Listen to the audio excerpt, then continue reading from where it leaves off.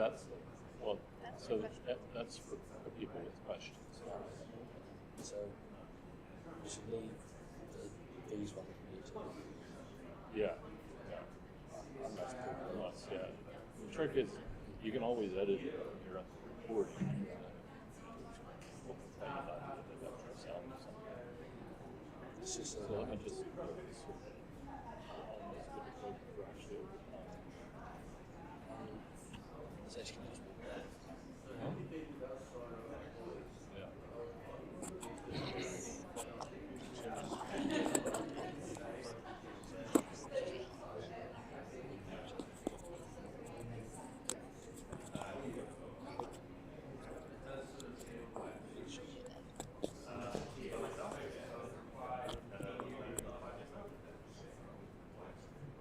Okay.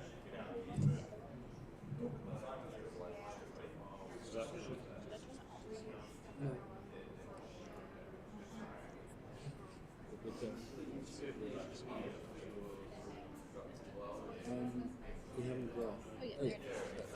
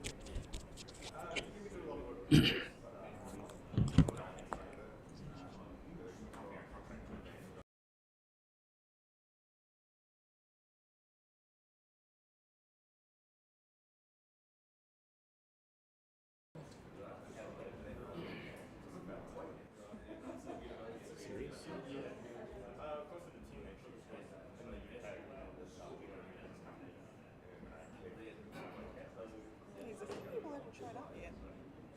so, people you're expecting? Yes, I mean, we had 24 people registered, plus a couple of extras. I had 2 people say they can't come till after lunch now. Oh well.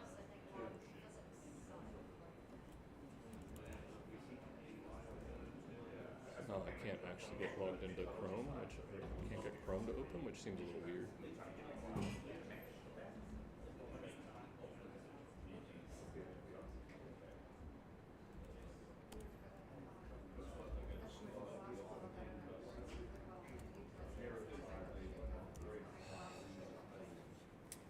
Need a, are you good at logging into your accounts? Yep, I can do that.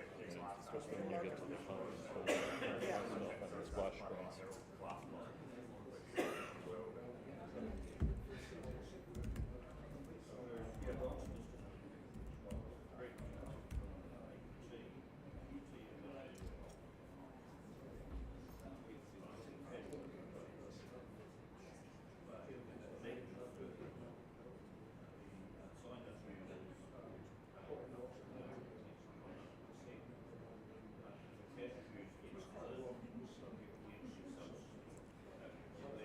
Doing the password to get to my password. I know.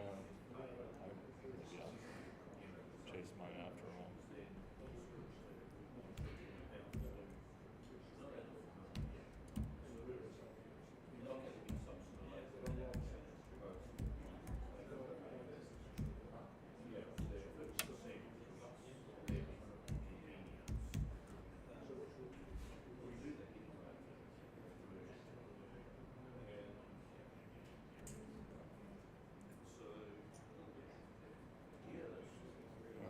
Yep.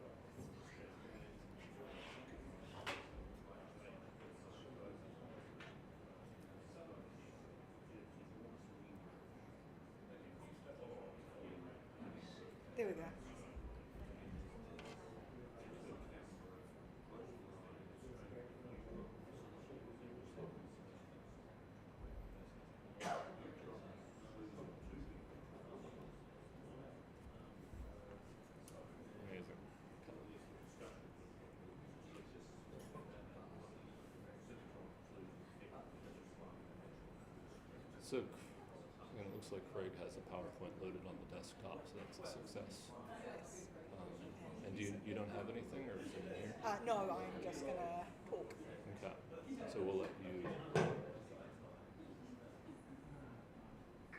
is my thing? For heaven's sakes.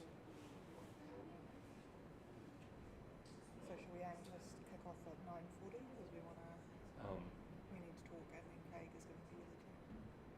I think we're, as long as I get this downloaded, we're pretty much good to All right.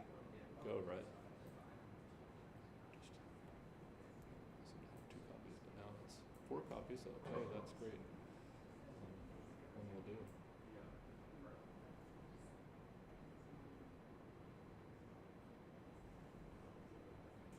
I'll take it streaming. Streaming should be going, Fantastic. I believe. And let me see if I can get out briefly and find Craig's, I suppose. So we don't have any others we need at the moment. Craig's.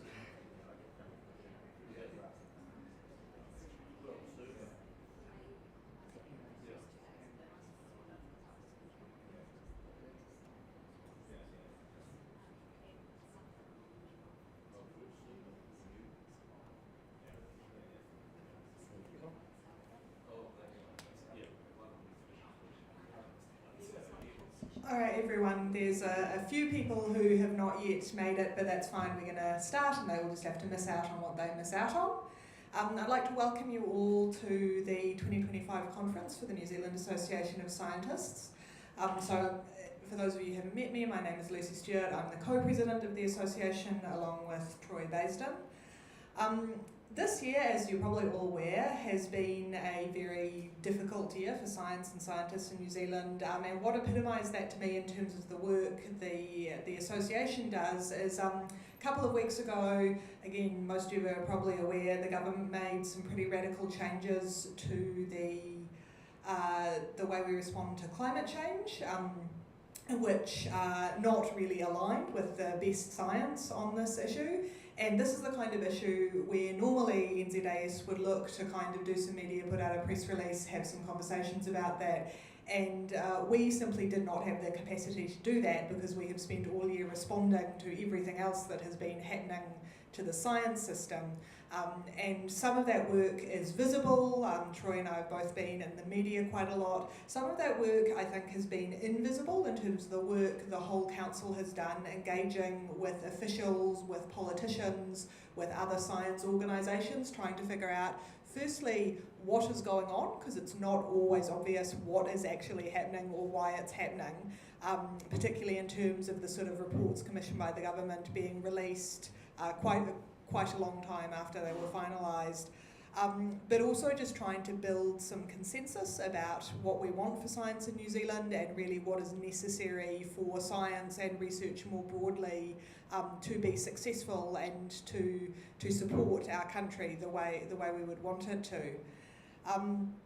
So in terms of all of that, we're coming here today and we're hoping to have some more conversations about what is necessary for public good science in New Zealand. And the reason we're focusing on that is we're coming to a time where the government and a lot of other entities love to talk up science and the value of science, but the rhetoric is not matched by what is happening to the science system in a way that is quite distressing, I think, for a lot of people, because you have a government saying, you know, we love science and science is necessary for the economy and we want to support it, at the same time as there are more and more cuts. And even in countries where we would feel that maybe they're doing a little bit better, like Australia, you know, there's been another announcement there of, I think, 390 job cuts for their major science organisation, which they do employ about 10,000 people, so that's not as significant as it would be in New Zealand, but it's still very significant for those people. And what we know as scientists is that the research system really is built up of people. It is people who hold that expertise, it is people who do that work. It is not a thing where you can just switch out scientists like widgets and say, well, we'll get rid of a bunch and then if we need them again in 3 years, we'll just order a bunch more and they'll be there.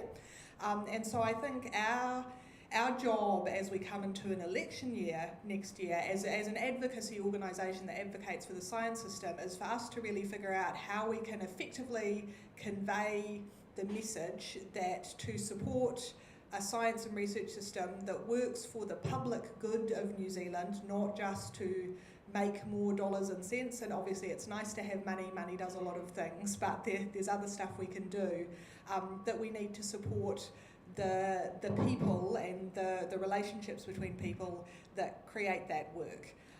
And so on that note, my co-president is now kind of going to give a bit of a talk about what we see as the major priorities for our thinking going into next year.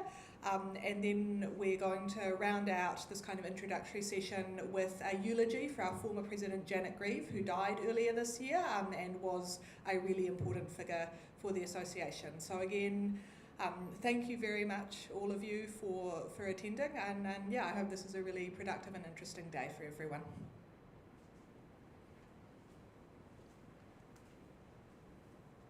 Welcome everyone to the Road Cone with a Lab Coat conference. Doesn't it feel like where we are, the much loved symbol of change that no one actually loves?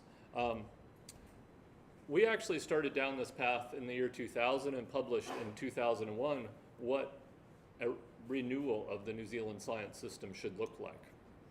And so the need comes as no surprise to us. The problem we face is that what we defined in 2020 and 2021, led by our President Craig Stevens, a connected, evidence-based, adequately funded, harmonized research ecosystem is a goal we need to pursue. Now is the time. That was true, and I want to just highlight again, every time we have a conference, I look at what that suggestion for what needed to happen looked like. Yes, there are 11 points. It's too many to actually focus on, but a research system has at least this many points. And these points, if you actually unpack them, are exactly what needed to happen. And it starts with the beginning. The system needed to value people and see the people and the capacity to do work that's needed and that will drive New Zealand forward as the most important part of the system. Where are we now with that? It's largely a trash fire because we can't really see the role of people in the system as it's being reformed. Worse yet, sowing and nurturing the seeds for Māori and Pacifica scientists and making sure that everybody who's growing up in New Zealand can see a role for them in the science of the future of the country if they want to see that role, if they want to see that role for their neighbor or their children. That's missing in action as well under the current government. We might also then look at the more detailed examples, and I won't go through these in detail, but at the top of them is the ministry itself. I would say there's been limited progress or a death spiral in all the things that involve government as the driver of reform, and we should be very, very worried about that. Because government is the funder of reform, and we've allowed it to be the driver of reform. That's not working, and we have to think about that. Items 9 through 11 perhaps offered a few cynical rays of hope. We can always see our role as scientists in a world where science is valued. And in every other nation, it seems to be valued more than New Zealand, or at least in all comparable nations, possibly with the disagreement over the US, but I think you'd find that a large part of America still values science to a high degree. We also can see some value in the non-science strengths. In fact, we now have a board that will govern our future science, which is composed mostly of people with experience in the dairy industry, which obviously is one of our non-science strengths. And as a final upside, after, I think since 2018, it's been an item in budget, maybe 2017, the New Zealand Research Information System is finally making progress as a thing that actually will store information about the New Zealand research system in a useful way and measure changes due to policy and funding. What we're not so sure is whether it will help us deal with a lot of ancillary goals, but at least there will be something. So that's all great in the sense we kind of know where we are, But when we look at it in total, we could look at Elinor Ostrom's Nobel Prize winning effort that helped us figure out the role of people in large, complex systems and the role of communities in solving problems in those systems, often in hierarchical ways. And it came down to this figure. You know, Nobel Prize in economics, basically there's a loop that involves reputation, trust, reciprocity, and feeds through cooperation to get to benefits. And that is a powerful loop if we do it well. Everything in our reform suggests that we're pushing that loop in the wrong direction. And I have more road cones to go with it. We need to turn around and figure out how to go back in the other way and dream up a way to propose a science system that builds the trust of the nation and becomes adequately funded as a result. The problems we face if we want to reforge that system are we must break the way the system has worked since its inception in the 1990s. The full cost research system is a big part of our problem. Overheads in the public research organizations, or CRIs, have exploded to being perhaps 400 or even 500% projected forward for what mid-career scientists will face as how much money they need to bring in relative to their own salaries in order to do their science. The advice paper that Cabinet put forward to the minister to suggest where the system should go forward and where the funding system should go forward acknowledged those costs as full costs and suggests that we just stick with that because, in essence, we have no idea where the money is going. I'll come back to that, but it's such a bad system because that they were also required to submit a regulatory impact analysis, and you would have hoped that that level of accountability would have featured in the regulatory impact analysis. It was not mentioned. So the ministry itself remains the key starting point, and I'll come back to the reasons why that's more difficult than we imagined, but it's also somebody who was on the government's reference panel for the Te Ara Parengi reform, that has to be our focus. We need a system that works rather than cycles of doom, and we need a way to get there. So, the obvious answer is, should we blame the government? For any particular government, it may be less their fault than what they're given to work with. I think you'll recognize the people in this picture. But here's what government actually looks like. New Zealand has the most complex system of accountability of ministries, portfolios, and ministers of any country, particularly any small country. I've circled where science sits in all this. Well, squares, but that's the little orange rectangles. It's very difficult when government first wants to make science look like something that's valued to cabinet in any reform in this system to get any progress. Because where does science sit in a system that looks like this? It turns out this is actually in a report from our typical enemy, the New Zealand Initiative. And I'll explain why they may remain our enemy. But I think this is a great report, and we can find friends anywhere across the political spectrum. They also put in that report what a sensible arrangement looks like. This is how Norway structures things. Notice that science is mixed in with education, and it's called research. That's a great outcome, and you can see this looks like a sensible government that leads the country in sensible directions. What is interesting is the New Zealand Initiative's recommendation for what New Zealand should look like completely deletes science and research from the portfolios. So perhaps we do want something that looks more like Norway and should be involved in lobbying for that. It actually turns out that we can go further to look at how other countries got to that point. After World War II, there was this guy named Vannevar Bush, who happened to have built all the great military science programs in the US during World War II.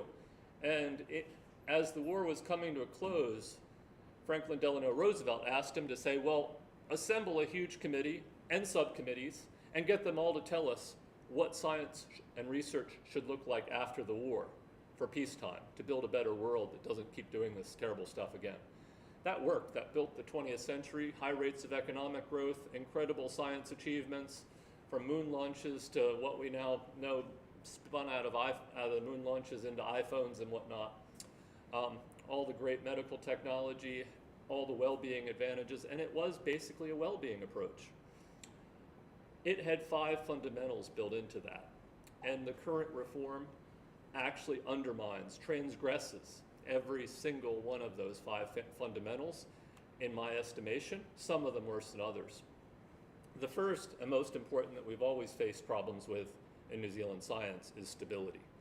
A good research system must contain the stability for people to think and dream and then do great things from that. There must be scientific expertise involved in administering the funding, and this is interesting because this is one which the practice of what's come out of the years that followed is much stronger than what's actually said in the document, or the actual wording, but it's the opposite of what we see running our system in New Zealand. There is not scientific expertise involved in the allocation of funding in the new system we will face with Marsden and Health Research Council deleted and replaced, or at least that's the expectation. There's still time to change it. Government should not directly operate or direct the institutions funded. Well, the PROs will now be directed by the minister much more so than they used to be. Universities, of course, remain independent, but there's some transgression there, and we might see it continue to degrade. They should be truly independent, and so the CRI legislation allowed for that independence. It will be maintained, but with a little less independence. And finally, and perhaps most importantly, that independence to govern within boundaries, their own funding, their own overheads, and have that negotiated has to come with accountability for the money, the public money that goes into the system. And currently, the full cost overheads that can run to 400% of the actual cost of paying salaries and doing the science is not accountable. We have no idea where our money is going and what to tell taxpayers about that. Oh, by the way, there's more. There's a little bit more. In addition to a few little tidbits, like you should go and find the quote about supporting social science in this document. It's prescient. And actually it recommends a National Research Foundation instead of a National Science Foundation. So our friends in social science and other areas of research should embrace this as well. But more importantly, this document is often remembered for building up the idea of really supporting PhDs and postdocs the way the American system built an enormous workforce, and that came out of a careful measurement of what the capability deficit was for science to succeed after the war, as particularly people were brought back to university and then into degrees, how many of those needed to be science degrees. And so a net result of that is we've overpopulated research systems with PhDs and underpopulated them with careers. That's particularly true in New Zealand. And so what we need to do now is estimate our capability deficit in a meaningful way and determine how we can fix it. Fixing it looks something like this. One other aspect of Vannevar Bush's scheme was it didn't allocate the money overnight. It said it would take at least 5 years to reach sustainable levels of new investment. But what we know at the moment, and one thing that I will really highlight from this Sir Peter Gluckman's group that produced this, the Science Strategy Advisory Group reports for the ministry, they did a good job with a lot of things. The one I will highlight here is there's an amount around 0.6% of GDP, which is not that 2% of GDP figure, which is regularly highlighted. It's an amount that provides us for a foundation of a functioning research system, one that generates all the other benefits to society from topping up that funding towards 2% or more of GDP. And that amount we've never reached. We sort of got partway there in 2020 during pandemic funding. And more importantly, if we look back to 2019 levels, looking back through the pandemic, we're now going backwards and declining on funding after adjusting for inflation. So that's where we are, and that's what it would look like. Now, granted, our GDP hasn't been elevating as much as I thought it was in June when I produced this graph. But if GDP returns, and it often does, to a long-term trend, we need to grow on something like that green line if we want to have a science system that generates the returns we would like to see across the system and generates the well-being for society that was actually the topic of Vannevar Bush's report to the US government that eventually drove the NSF and funding strategies across most of the developed world. So back to basics, not just basic science, but basics of what actually makes great funding systems work, we seem to have forgotten. Festina lente is a Latin motto which means make haste slowly. So where to from here? We're in a country, I don't know if you've noticed, if you've been the co-president of the New Zealand Association of Scientists for a while, you'll see there's a certain kind of question about science funding and actually properly funding scientists, which at least in Wellington, every time you go anywhere near it, people look at you as if you've touched a third rail on an electrified railroad line, you know, zap, just waiting for the sparks or fire to erupt around you. We need to be in a system where we can talk about properly funding science without people looking at us like that. Let's think about what that might look like. It might look like our 11 points and the values that we put there. We need to reforge a system where that doesn't happen. What we need to do is also get it outside the chaos of the government that I showed you, the picture of the government we're trying to sell this to, and sell it essentially to the public. There's an election coming up. Let's do it. And let's think about the easy ways to do it, but also the information that must lie behind that. Other nations, when they're selling huge increases in science, for example, in the UK, 55 billion pounds going into research, I believe, was announced 2 weeks ago. And when they make that announcement, they have a number that for every pound put into research, the country will benefit 8 pounds back in the future. The EU Horizons in Europe believes that number is 11. Australia and other countries cite numbers ranging from 5 to 20. People here seem to believe the number might be less than 1. We have no number to cite. And until we actually get the base investment up to about 0.6% of GDP, it might not be as good as it should be.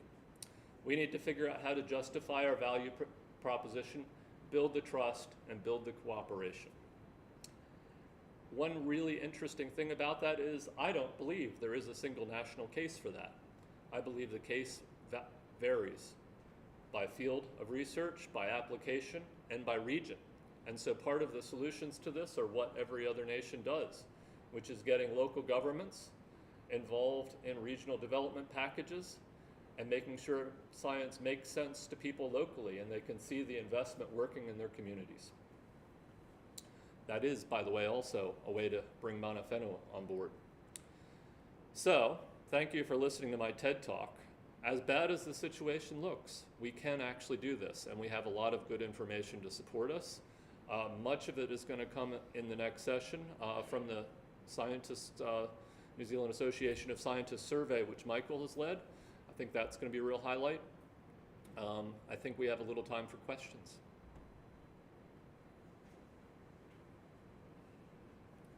Or we might move to the obit, but I'll let you ponder that. I hope you feel a little bit better than you did after looking at a bunch of road cones, but the road cones aren't going away for some time. Michael?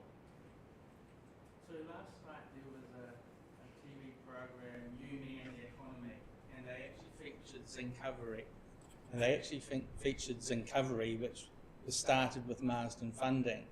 And during the program about innovation, they used that phrase, number 8 wire, which made me cringe. Yeah. Do you think that sort of attitude is not helping us? That innovation can come from cheap sort of fixes? Yeah, I think it is a problem. And most of our successes in the weightless economy that Paul Callahan imagined have not been things like Zincovery, which is a great startup.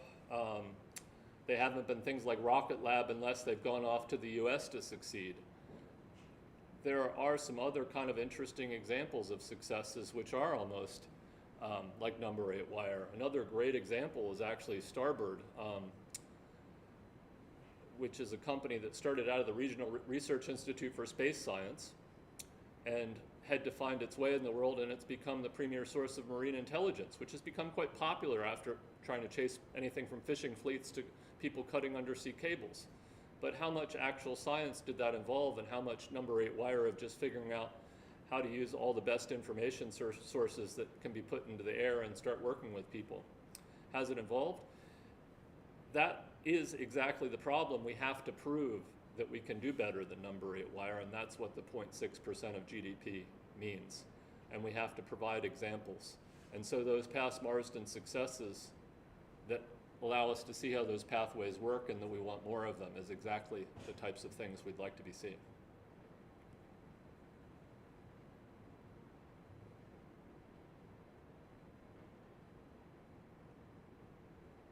Jeff. Yeah, the graph you showed from Peter Gluckman's SSAG report with the 0.6 of GDP. So that's my graph, but yeah. Yeah, okay, you've created it. That 0.6 of GDP, is that a number that comes from sort of basically core science funding in countries we would like to compare ourselves with, like Scandinavia? Yeah, I found it fairly straightforward to pull it out of budgets for us, and I think what I infer from the report, and haven't asked too directly, but what I infer is that it's fairly easy to track what that funding looks like. What's more important is what we can differentiate it from, which is the business R&D tax incentives and other business investment. And that is an interesting thing, because that's been the problem with the 2% target, is there's been a tendency to actually shrink this core investment that we need and grow the business investment. There are two big problems with that. The first one is that we're actually shrinking the stuff that we need as a foundation, and so we're building tipsy business investment. The second problem is this year's Nobel Prizes in economics, which went to people who said basically that if you give research incentives to incumbents, you will get no progress. If you create and incentivize innovation that knocks the incumbents off their pedestals, you will get some great innovation and disruptive progress in society that comes from research and development. The problem we have is that the R&D scheme we have is the one in the world that's most favorable for incumbents and least favorable for innovators.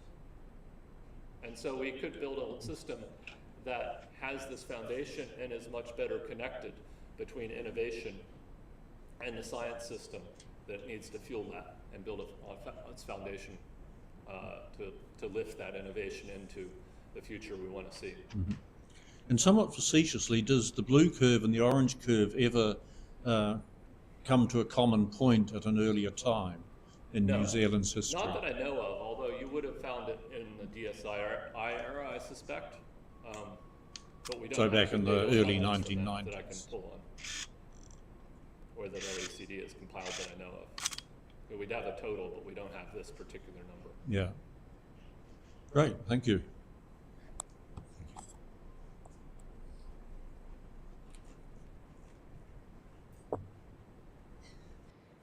You mentioned Scandinavia has a ministry for research, amongst other topics.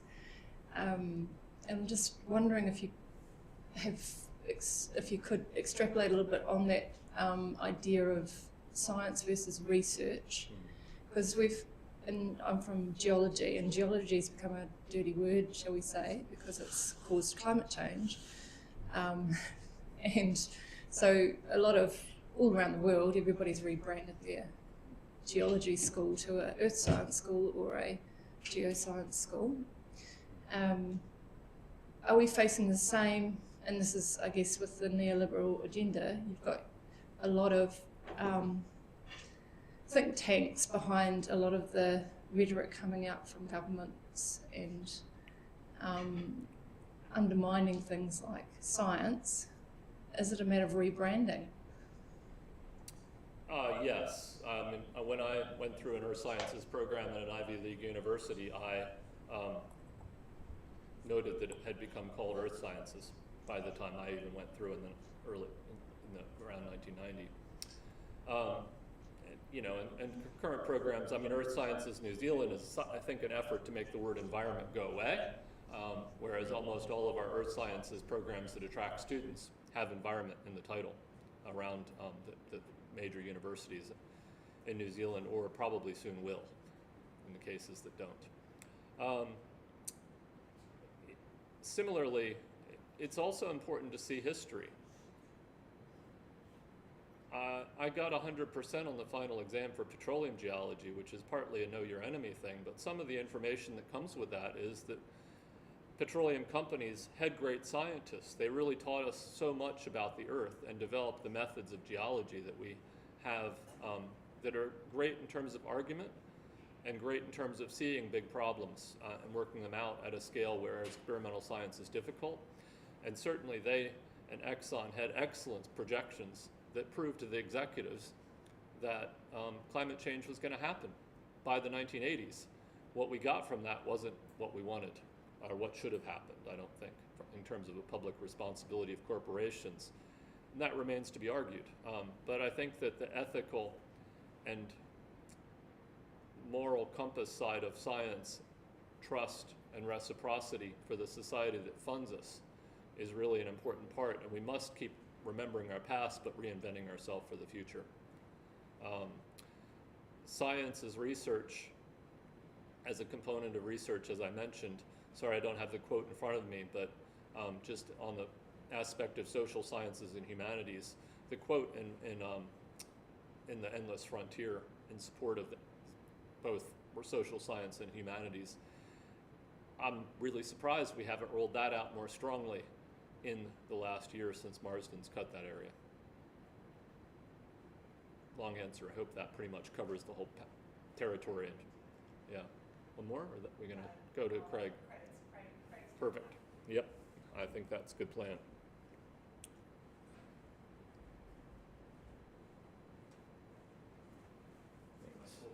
Loaded up Something. Yeah.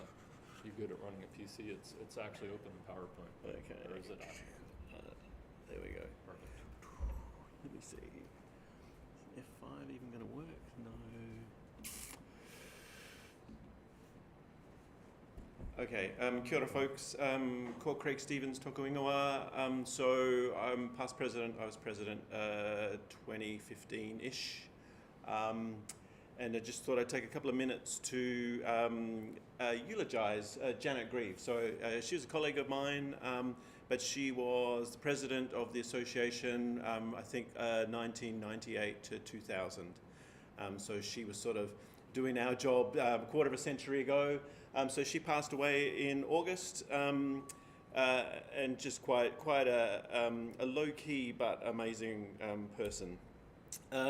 So she was sort of part of the second wave of oceanographers in New Zealand. So just after the war, there's sort of the first time that DSIR sort of coalesced around the need for ocean science, and she came along in the mid-1960s out of Canterbury, really kicking off an aspect of biological oceanography that then sort of her science focus was copepods, and I've got an image at the end, but sort of little critters that have an important function. And she ended up being not only the president of the New Zealand Association of Scientists, but the president of the World Association of Copepologists, something like that. So incredibly well connected. We put together, so I knew her as a sort of, as a colleague down the corridor and through the NZAS, and so she'd come by my office and complain about politics, but not really so much in terms of the science projects type stuff. And so when we compiled an obituary for her that's in the New Zealand Science Review, the flood of anecdotes and memories around not only her science but her support for colleagues, and especially sort of marginalised colleagues, was actually, it was quite overwhelming, because I just knew her as someone who managed to fill her office with more microscopes than you can imagine. She was also, I think, one of the founders of the Association of Women in Science, and I think their first meetings were held in her lounge room. And I've always, I think, so, she came through at a time that was probably, not probably, it was certainly very challenging in terms of gender and diversity issues. But when making those points to my colleagues that were sort of longer term colleagues of her, they were pretty clear to point back that she was quite well able to push back and carry her own. One of my abiding memories of her quite late in her life, so in her early 80s, she was responsible for packaging up the New Zealand Science Review and mailing it to people. So we were sort of operating in 1990s technology, and we've only just recently moved to online and print-on-demand approaches. But anyway, I got this plaintive phone call saying, could you come around and help me move boxes of the journal that were sort of back issues? And so this was an 82-year-old woman pointing me into her garage with boxes of sort of like 10-kilogram piles of books. I still feel bad about that. Sorry, Janet. Just leave you with an image of a copepod. And I do invite you to check out the obituary.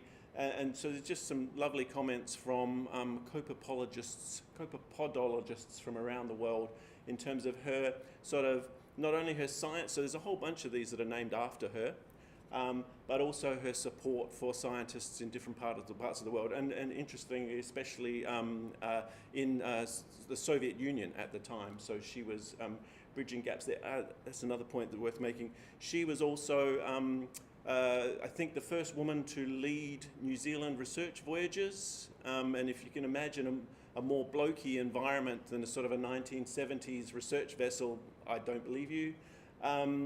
But she held her own and led quite a number of those. And there was one other point. It's gone. Thank you. Yeah. I'll leave it there. Kia ora.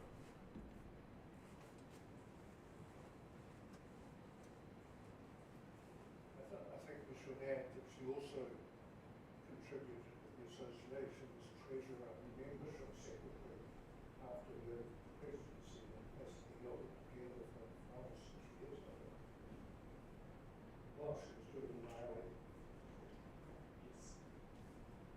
Yeah, are you going to close? I'll just introduce Paul for those of you who don't know him. He was the membership secretary that I took over from in about 2014, and he's back because we still need to fix the system.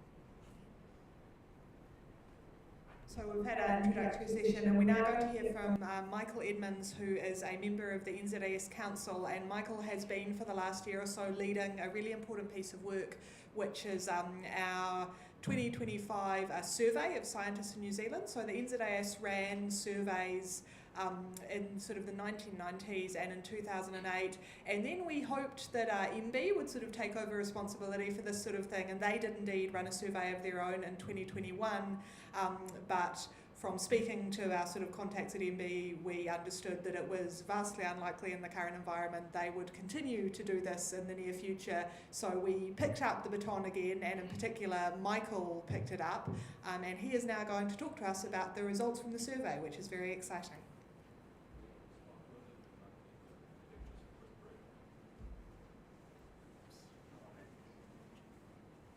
Yeah, maybe.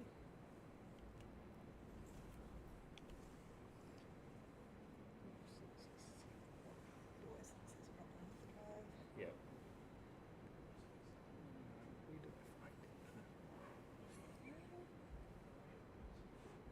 If we open the folder.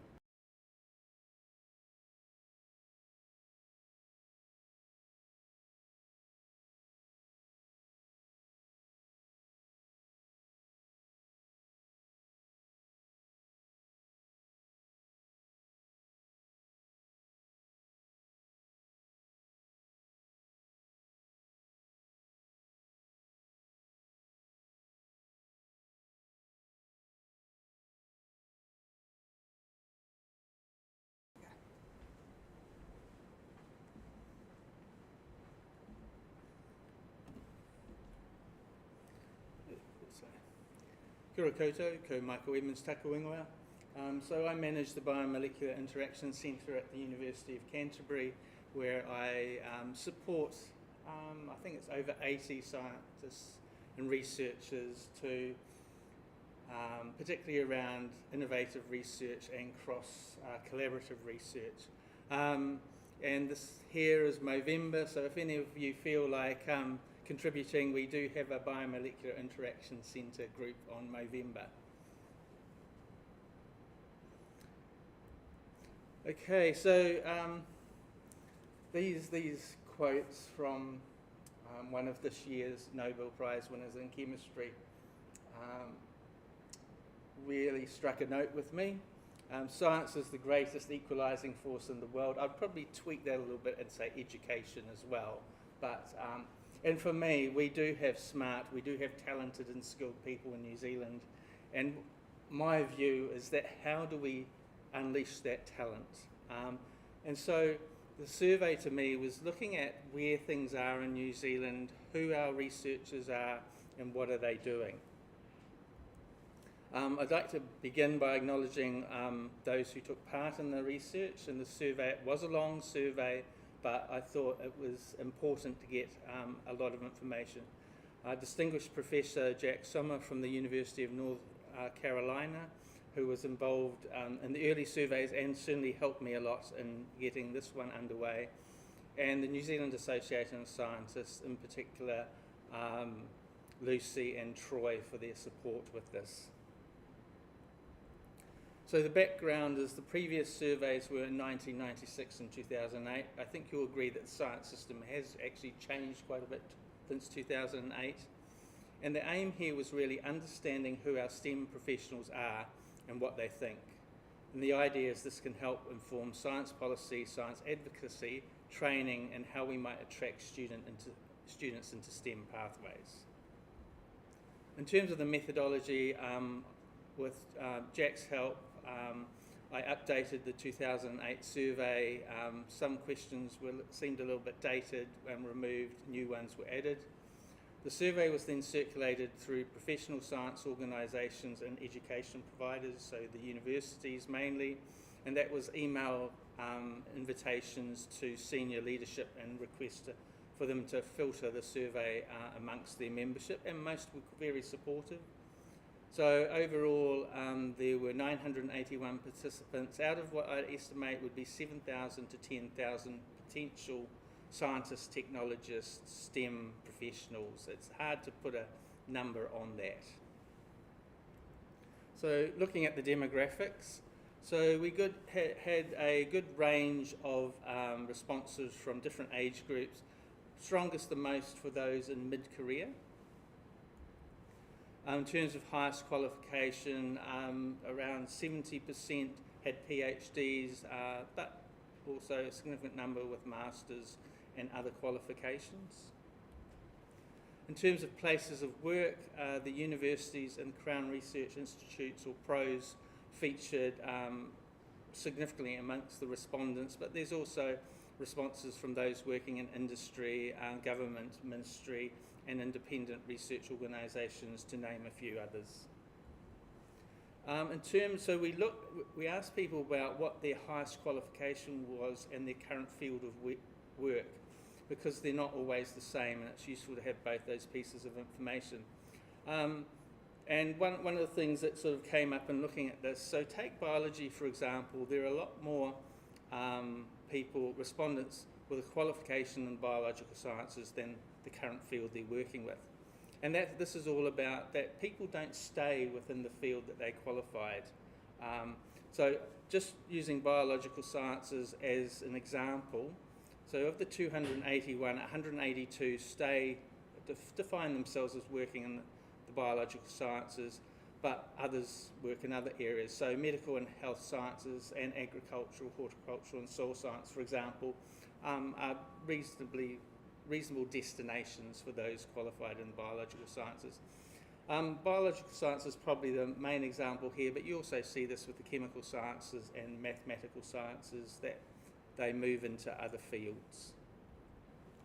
In terms of our demographics, so roughly equal numbers of male and female participants, also in lines with the current Statistics New Zealand questionnaire, included other and prefer not to say, which made up smaller proportions of the respondents. But if we look at the male and female participants compared to previous years, so there's been a significant shift. The previous surveys, over 70% of respondents were male. We're now pretty much at the equal numbers stage, which made me think, where will we be in the next 10, 15 years? Potentially will female participants in science become the larger proportion? So I thought I'll take a quick look at the age versus gender, and you can see below the 45 to 49 age group that there's a higher proportion of female compared to male participants. So there could be a shift towards more female participants. But of course, we all know that this can vary field by field. So I've just highlighted here the different fields, and the blue highlights where there's more male compared to female participants, and the orange female compared to male. And it's not surprising, so mathematics, physical sciences, engineering are still have more male than female participants. But I've yet to dig into the data, but I think the numbers are shifting. I do think potentially if there are more women taking part in science than men, then all these numbers will be shifting. In terms of, is there a gender pay gap? So I looked across ages, and it's easiest to look at two particular. 30 to 34 age group was the only one where female participants were earning more per annum than the male participants, $600 per annum.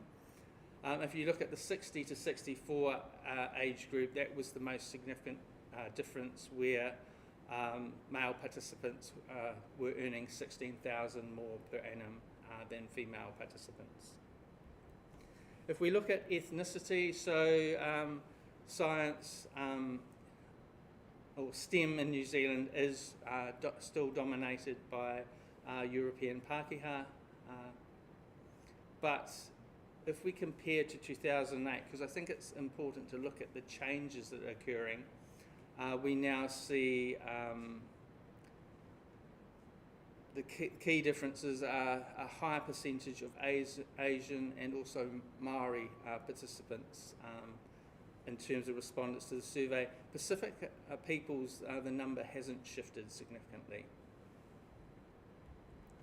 In terms of citizenship, so over 75% of respondents were New Zealand citizens, and most of the remainder were resident non-citizens, but there were also those, a small number on temporary work permits and others. Looking at membership of the rainbow community, so approximately 10% of participants identified as members of the rainbow community. This compares with 4.9% of the New Zealand adult population, and it was much higher in the younger age groups. I'm really interested in why people become STEM professionals, particularly because I'm hoping it gives us clues on how to strengthen the pathway through. So one of the questions from the previous survey was to identify two of these different reasons for becoming a STEM professional. I thought that would be better if all of these reasons were scored on the Likert scale. As you can see, there's no surprises that not many people become STEM professionals, become wealthy or famous. There's a few optimists there, good on them. I'm just going to highlight a couple of things in this. If you look at the bottom, I'm going to talk about these in the next slide. So very strongly around the 4 reasons at the bottom. But I also want to highlight influence of a school teacher, which is over 30%, and also the influence of an older scientist, technologist or engineer, which is approaching 50%. So if we look at these, the top 4 are very intrinsically driven. So the area of expertise selected is intrinsically enjoyable. There's a focus on the advancement and improvement of humanity. There's the search for truth and understanding of the world, and also an expectation of a sense of accomplishment. But there's also these environmental factors, so the influence of a teacher or the influence of an older scientist, technologist or engineer. And one of the things I'm really interested in this question is that too often I encounter people who talk about scientists being in it for the money. They clearly don't understand the field, but it's nice to have this information. In terms of ways I think this information can be used, is that often when we talk about STEM subjects, and the government is currently looking at the moment, they talk about content. This is what people need to do. Science, if I think about what got me into science, it's the ability to solve puzzles, to understand nature, to benefit humanity.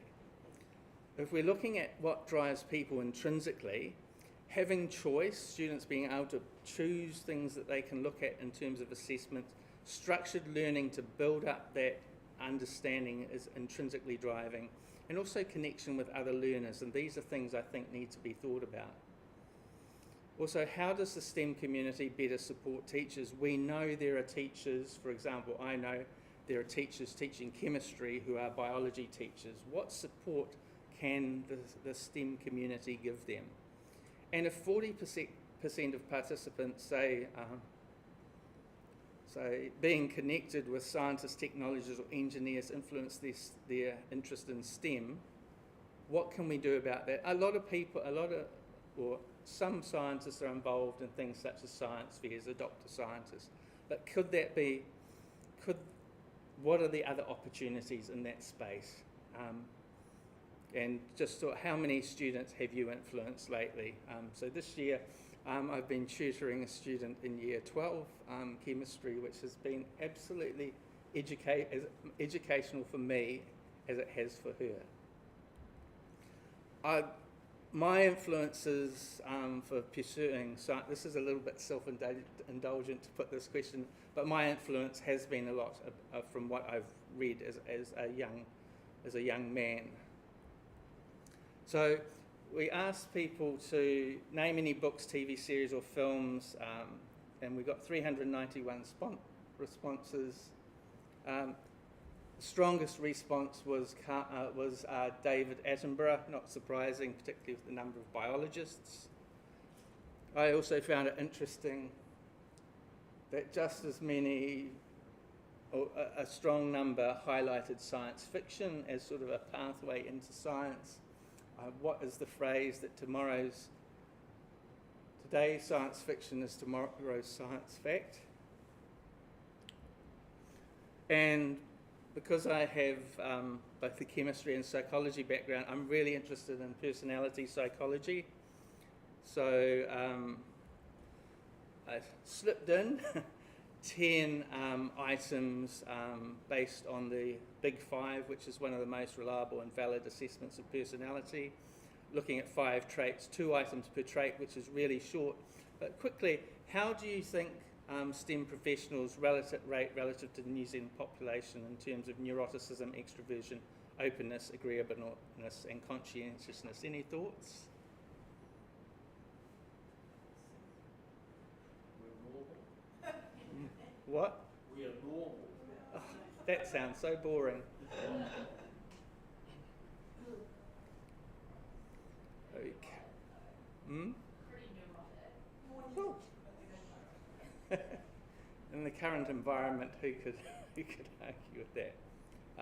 So here are the results here, and I compared them with Sibley and Perry's work in 2013, which looked at New Zealand, and we score higher across all 5. Extroversion I was a little bit surprised with. Agreeableness, given we have to work a bit tightly together, maybe that makes sense. Openness, I think, because that relates to curiosity, and that's a big part in science. Conscientiousness, given the expensive equipment and potentially research involving people's lives, not surprising, that's significantly higher. Neuroticism. Neuroticism is often interpreted as a bad thing, but it's also about looks at being risk averse, and given again working with people's lives, expensive equipment, I think it's fair that we're a little bit more neurotic. This was the interesting part for me, asking people's views across a range of areas, and so we are seeing pushback in the media about the government's current approach. And so, is this the only scientist who thinks that? I suspect not, and the data shows that. So, just under 70% of respondents do not believe the current government makes decisions based on scientific evidence. Almost 3/4 do not support the removal of humanities and social science funding from the Marsden Fund. And actually, only a small number of respondents were in the social scientists. And altogether, participants do not believe science in New Zealand is heading in the right direction. It's interesting to compare this last one with the previous survey, which I think you can see is quite significant.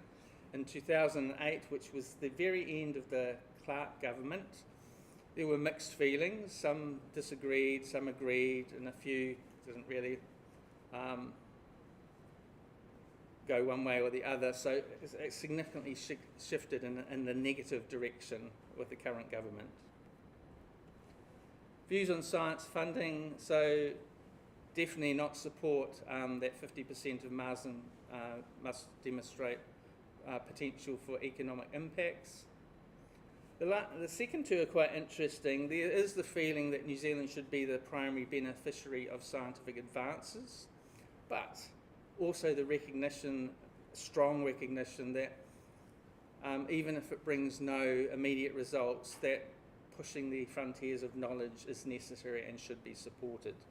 I should mention that in the survey, just to make life complicated for me analysing it, I allowed people to basically tick that I don't feel sufficiently informed to answer this question. So that's the little grey bit at the end.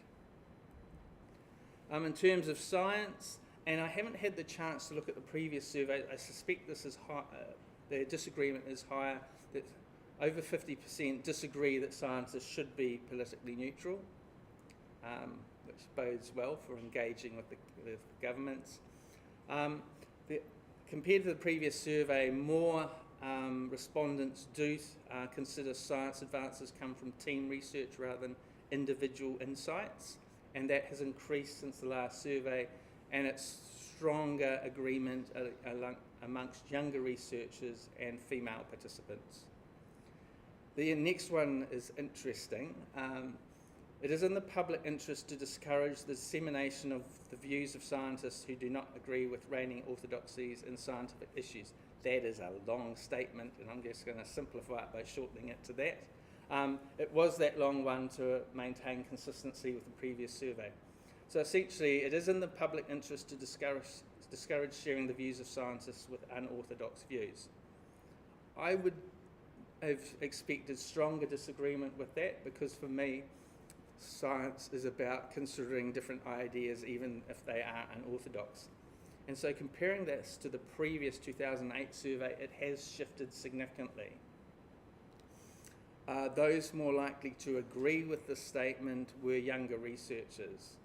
So I think my initial thoughts on this is that this has pushed back again about there being a lot more misinformation around, that there is that challenge between science being open-minded, but also we're seeing the effects of misinformation. So this is a significant cultural shift. In terms of ethics, interesting here. I feel responsible first to science and then to the concerns of citizens, so a little over 50% disagree with that.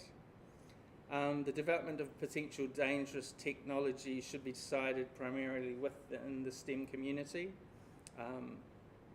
Mixed there. And I have personal knowledge of basically plagiarism or poor scientific practice. So 70, almost 3/4 do not, which is kind of reassuring until you start thinking about the 15% who have in the past 5 years. In terms of job security, I'm not sure what's on with the fonts there. It's probably not surprising that CROs and pros sit at the bottom of that, under the, just down towards the bottom of the scale. But interesting, at the other end, those who feel more secure are those in industry and those in independent research organisations.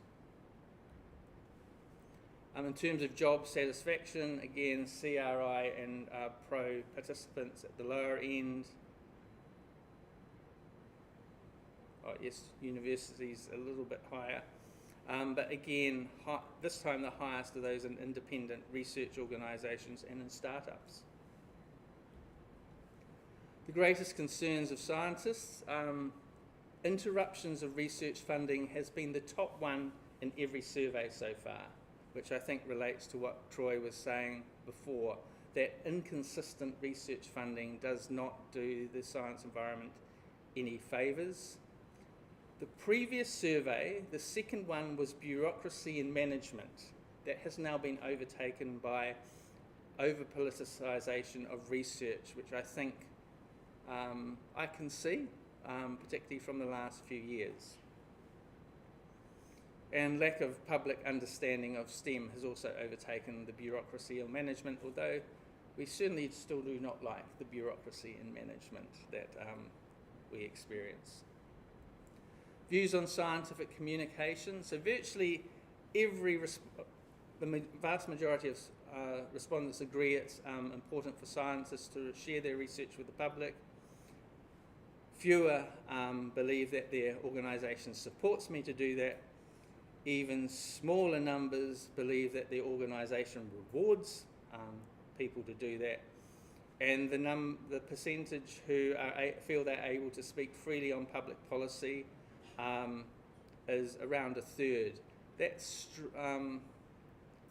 the freedom is felt strongly within universities and much lower with the CRIs.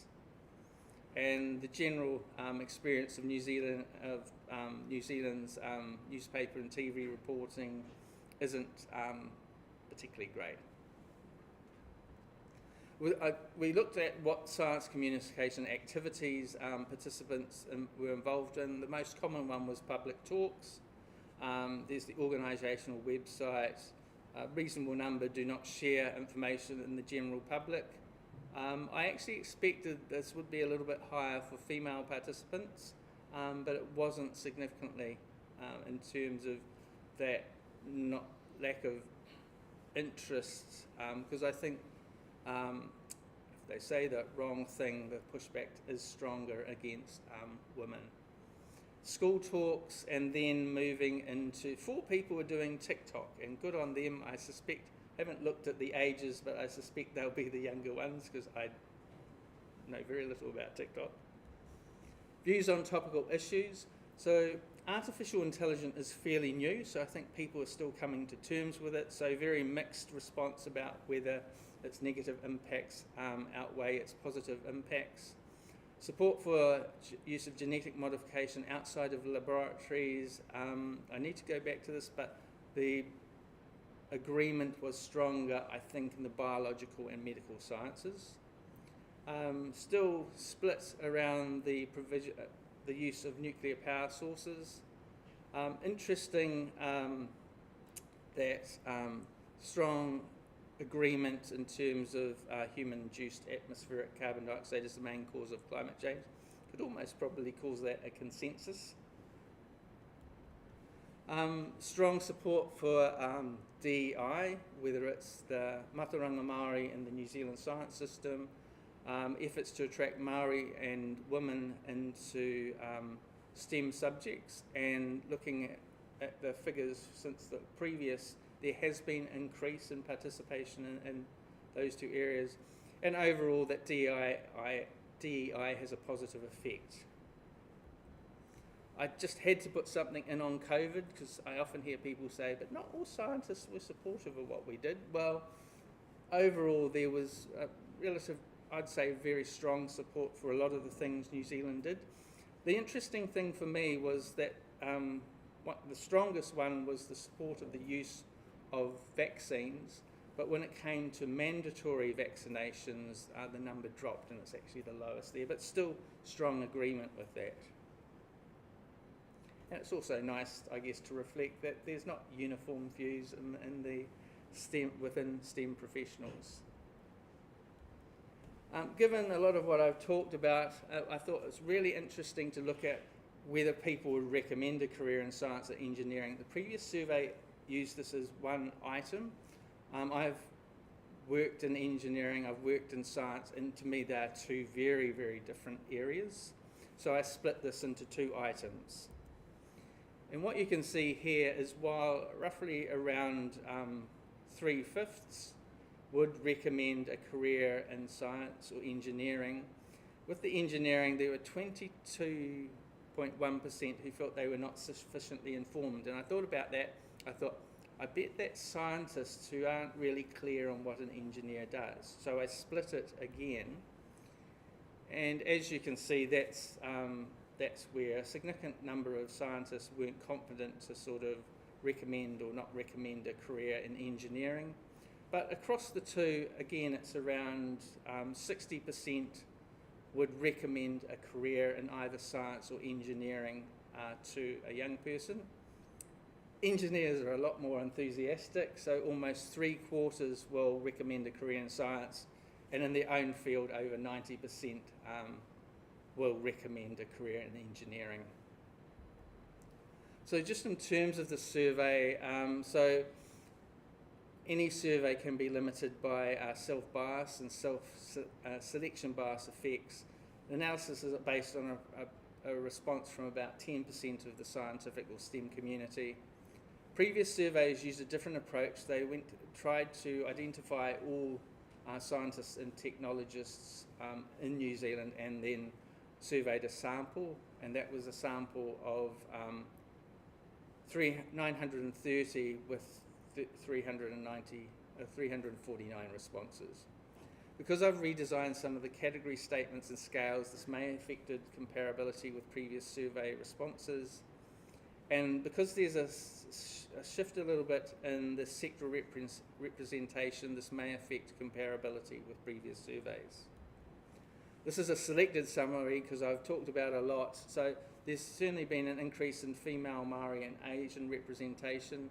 The reasons for pursuing a STEM career is that desire for truth and discovery, the contribution to humanity, the intrinsic interest and accomplishments. And personally, I think this is a message that needs to be made more clear to the public. We're not in it for the money. Well, heaven forbid that they think we earn that much. There's low support for government direction and changes in science funding.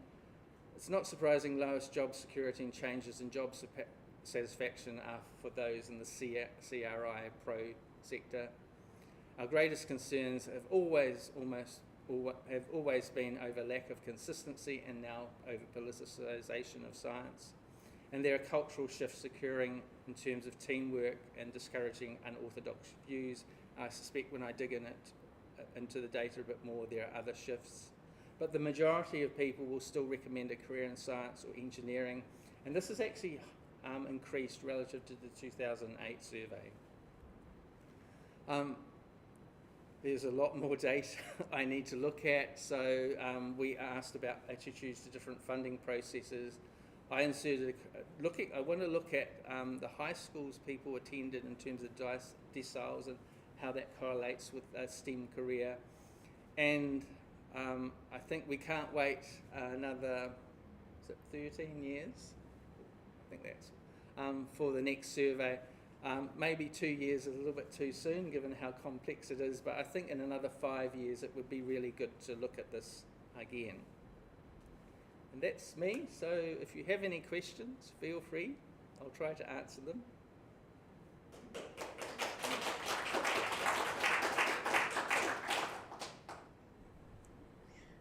Firstly, thank you so much. That is a huge amount of work, and it's really fascinating. I'm not quite sure if you skipped over it at the beginning, but occupation or role within the science sector, is there some information that you're digging into there? That's one yes. The question that I put in, I tweaked a little bit, and I'm kind of ignoring it because it's a bit complex, but I'm sure it basically asked what percentage of time people spent on admin, on research, on different areas, and I still have yet to look at that. And it'll be interesting also looking at potentially against age as well, because people do sort of move into more management and supervision. So the data is there, I just haven't got to it yet.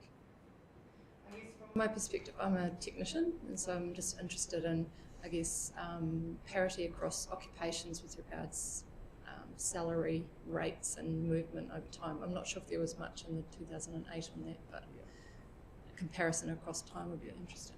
Yeah, no, I think that's definitely there and very interesting, because some, the feeling is that in some areas the only way you move up is by moving into management, which isn't always the best thing. Kia ora, thank you so much for all this beautiful information. I wanted to ask about participation of women over the age groups, and there's that flip happening in maybe the 40s or 50s. Yeah. Do you think that this is manifesting more women having come into STEM, or is it that women are leaving at that age? Yes, I've had a discussion with a colleague who said that you do see this sort of, it's described as a scissor effect, and that's largely down to women leaving, particularly the expectation, going to raise families. Was there a question in the survey about leaving science? No, there wasn't. But actually, I wonder about that.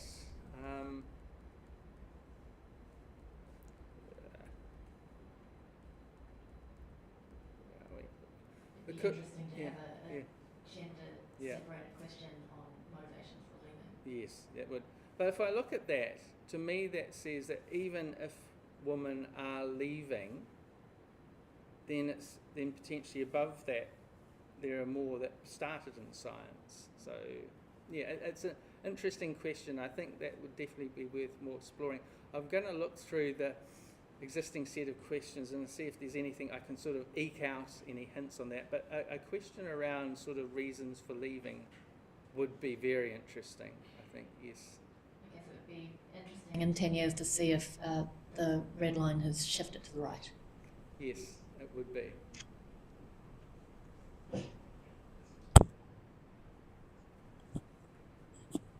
So I am just going to make a quick comment in response to what Matilda said, which is that in terms of finding out about people leaving science, NZAS has been trying to figure out how we get good data on people who've left science for a couple of years now, and it is just incredibly difficult because once people leave the system, you don't keep track of them. They usually don't stay members of societies, things like that. So we have some work going on we'll hear about after lunch, but it's much more targeted at finding individuals and narratives. But the question I was actually going to ask Michael was, could you talk about how this data is going to be comparable, if it is, to international surveys and data sets? Ooh. To be quite honest, I haven't got that far, but I think Jack will certainly have some advice on. Well, Jack's done a similar survey in the US where some of our questions are comparable. So that's, yeah, I'll add that to the list of things I must remember to do. Brilliant.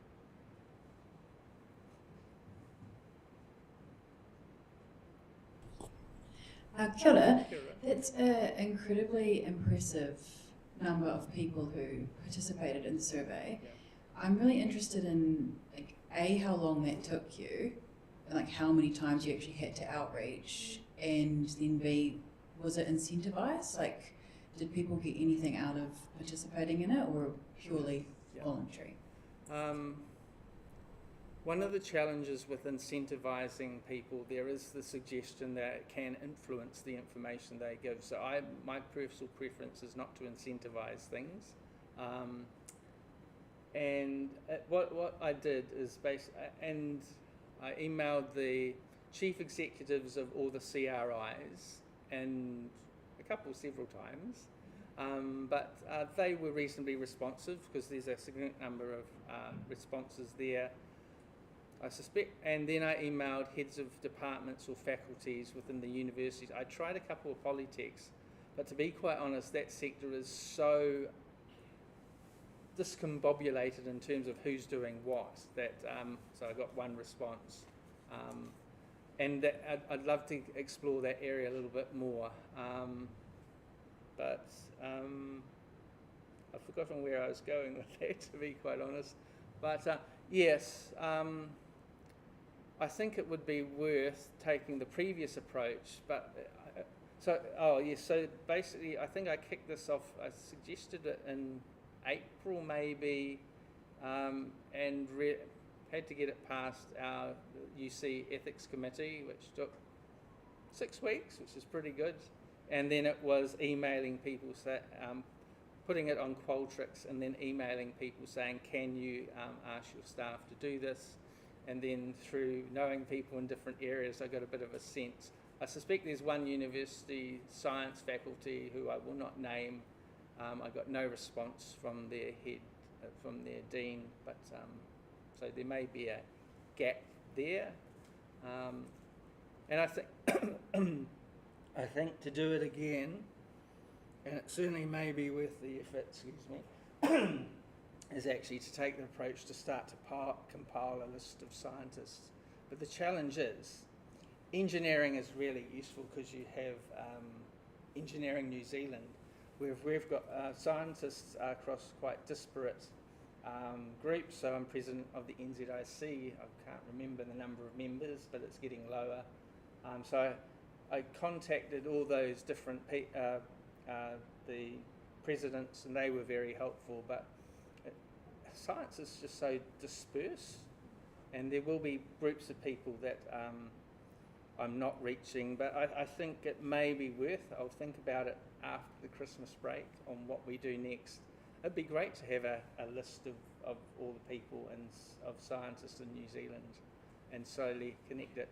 I've done a separate project looking at chemistry PhD graduates, and for a period of time I was able to identify 60% of those through social media. So social media can be quite a useful resource. It's sort of freely available.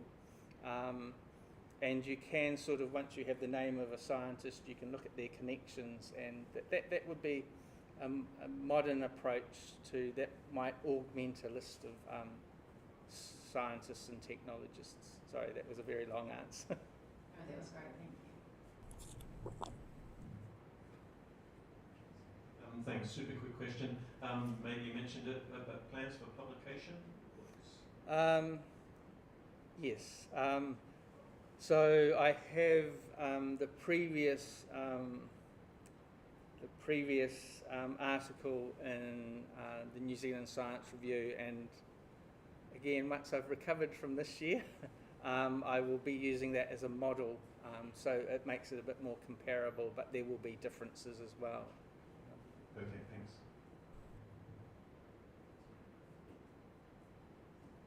Yeah, quick question. Did you explicitly reach out to the medical community as scientists?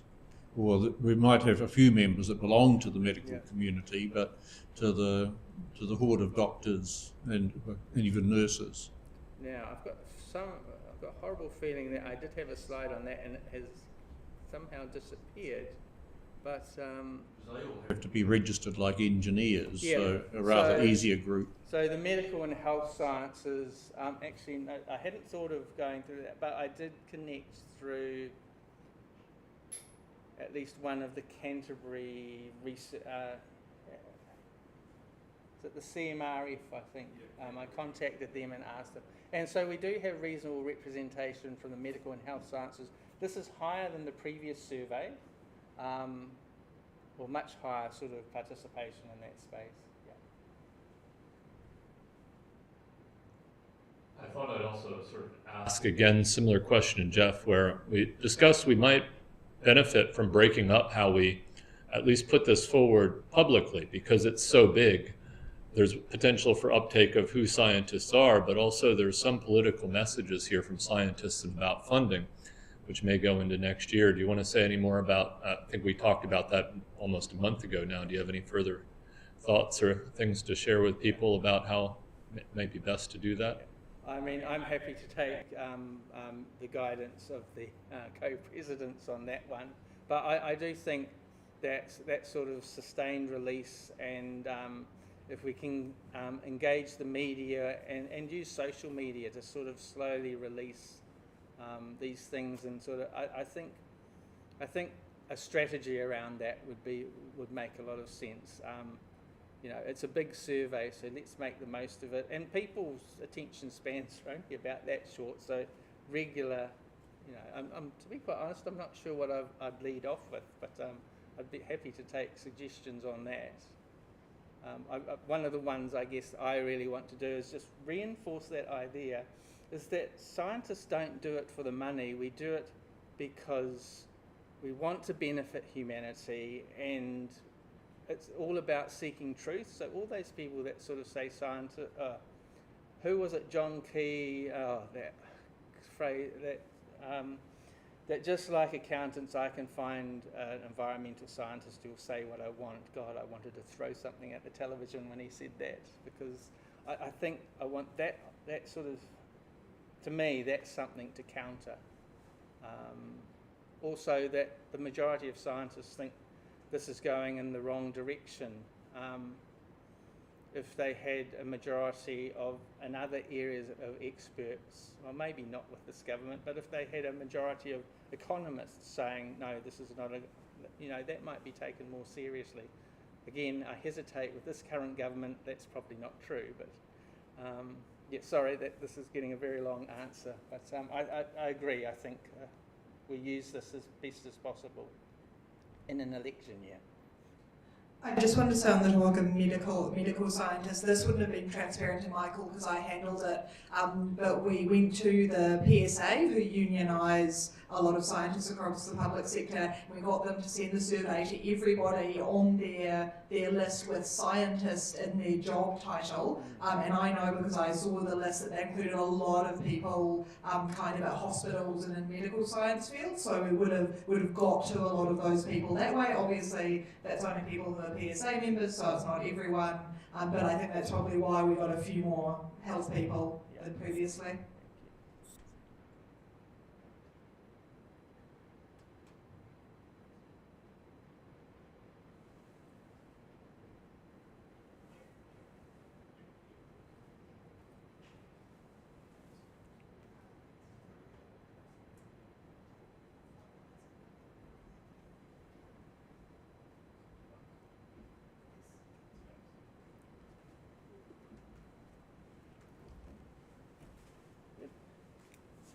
First? 5 minutes break. Yeah, kia ora koutou. I'm delighted to let you know that we have a 5-minute break, and then we're going to resume with our brief run through the cuts, and then we're going to cut to our AGM immediately following that. And that will involve a slight jiggle to make sure we get our technology readjusted to Zoom that's already been set up for the AGM. So hopefully that suits everybody, and break. Thanks to everybody, and thanks particularly to Michael for that amazing presentation and all the work involved in it.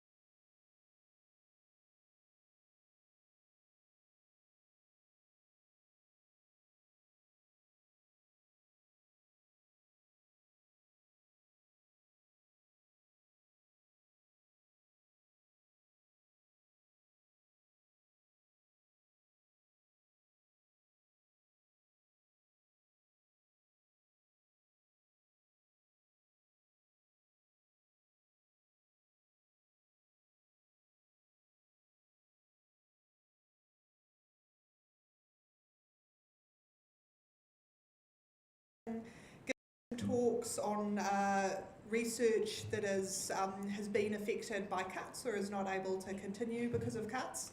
And the first person we've got is Margriet Vissers from the University of Otago. So yeah, please welcome her. Right, just need to guide me here. Maybe the other side. Oh, is that one? No, excuse me, sorry.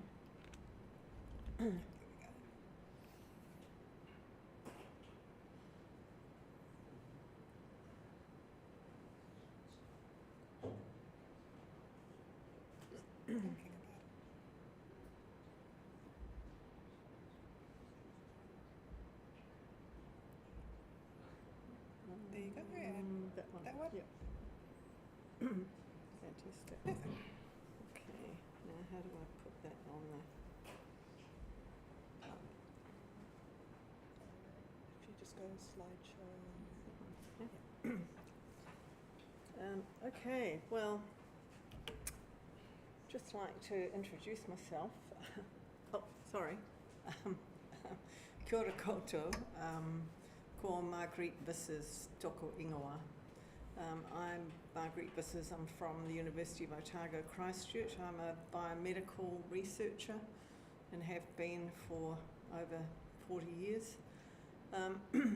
I'm new to this organisation, so having read your publications for years and thinking there's an organisation saying sensible things, I've finally been pushed over into I need to join this organisation because we really need advocacy in science in New Zealand now. It's always been tough, but it's, you know, really almost impossible now. We're really worried about the future of our people coming through. So I saw this opportunity and I thought I could stand here all day and talk about things that have not been funded. And the reason that they miss out on funding has got nothing to do with the science excellence which it used to be. So we used to fund things that were worth funding, and if you were good, you tended to get funding and you could do your research. Now it's just a complete and utter lottery, and with a success rate for the types of grants that we need to support most of our staff who are funded solely on grant funding. So I've existed almost my whole life on research funding for my own salary until the last 10 years probably, when the university eventually did kick in with kind of underscoring our funding. Most of our people are dependent on us raising research money, and it's so tenuous, and we're losing people now. We've lost a lot of people already, and they're disillusioned, and so I want to do something about it. So I didn't want to stand here, and when I was putting this together, I thought, what will I talk about? I didn't want to stand here with a whole gripe session of, well, we should have been funded for this, or we should have got the money for that, because we all know that good things also do get through.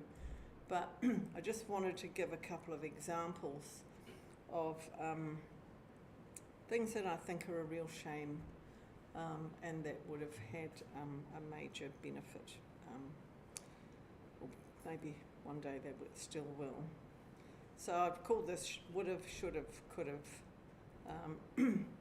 And so the research that we do, so I've given examples from my own research, and I have millions, lots of examples of other people's work, but these are examples I know well.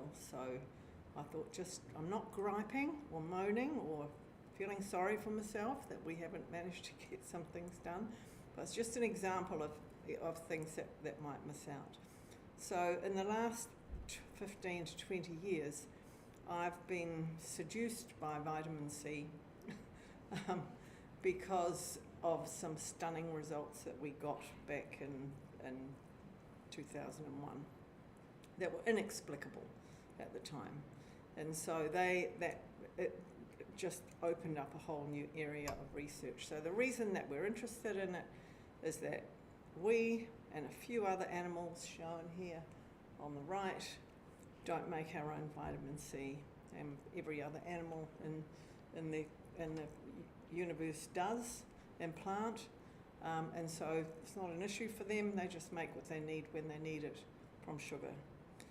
But we can't do that, so we're dependent on our diet for it. And that leads to problems because we don't always eat what we should. And the reason that we're discovering the reason for that is not because vitamin C is an antioxidant. It is an antioxidant, but in that capacity, we've always known, well, since the early 1980s, that vitamin C supports collagen synthesis. And that was, you know, immediately when that was discovered, that the first enzymes over here that were discovered to be totally dependent on vitamin C for activity. And so that was then explained as this explains everything we see in scurvy, which actually it doesn't. It explains some of the things. In the last 20 years, that class of enzymes that make collagen has expanded right across every biological domain in our body. So from metabolism to energy production, right through to epigenetic regulation, which if you look at kind of like what that means for our biology, is that we need vitamin C for pretty much everything that we do. And this, I think, explains the general public's fundamental belief in vitamin C, which is quite a mystery, but you go out there and it's the first thing people will pick off the supplement shelf for reasons that they don't know. And one reason is because they feel better when they have it. And the reason they feel better, I think, is all of this starts running well. So we've been kind of like, just the impact of that has motivated many of our studies. The one thing that we know is that in the human population, vitamin C status is often compromised. So we tend to think, oh, you hardly ever see scurvy, but actually hardly ever, not quite hardly ever, actually relatively frequently, it's just never tested for.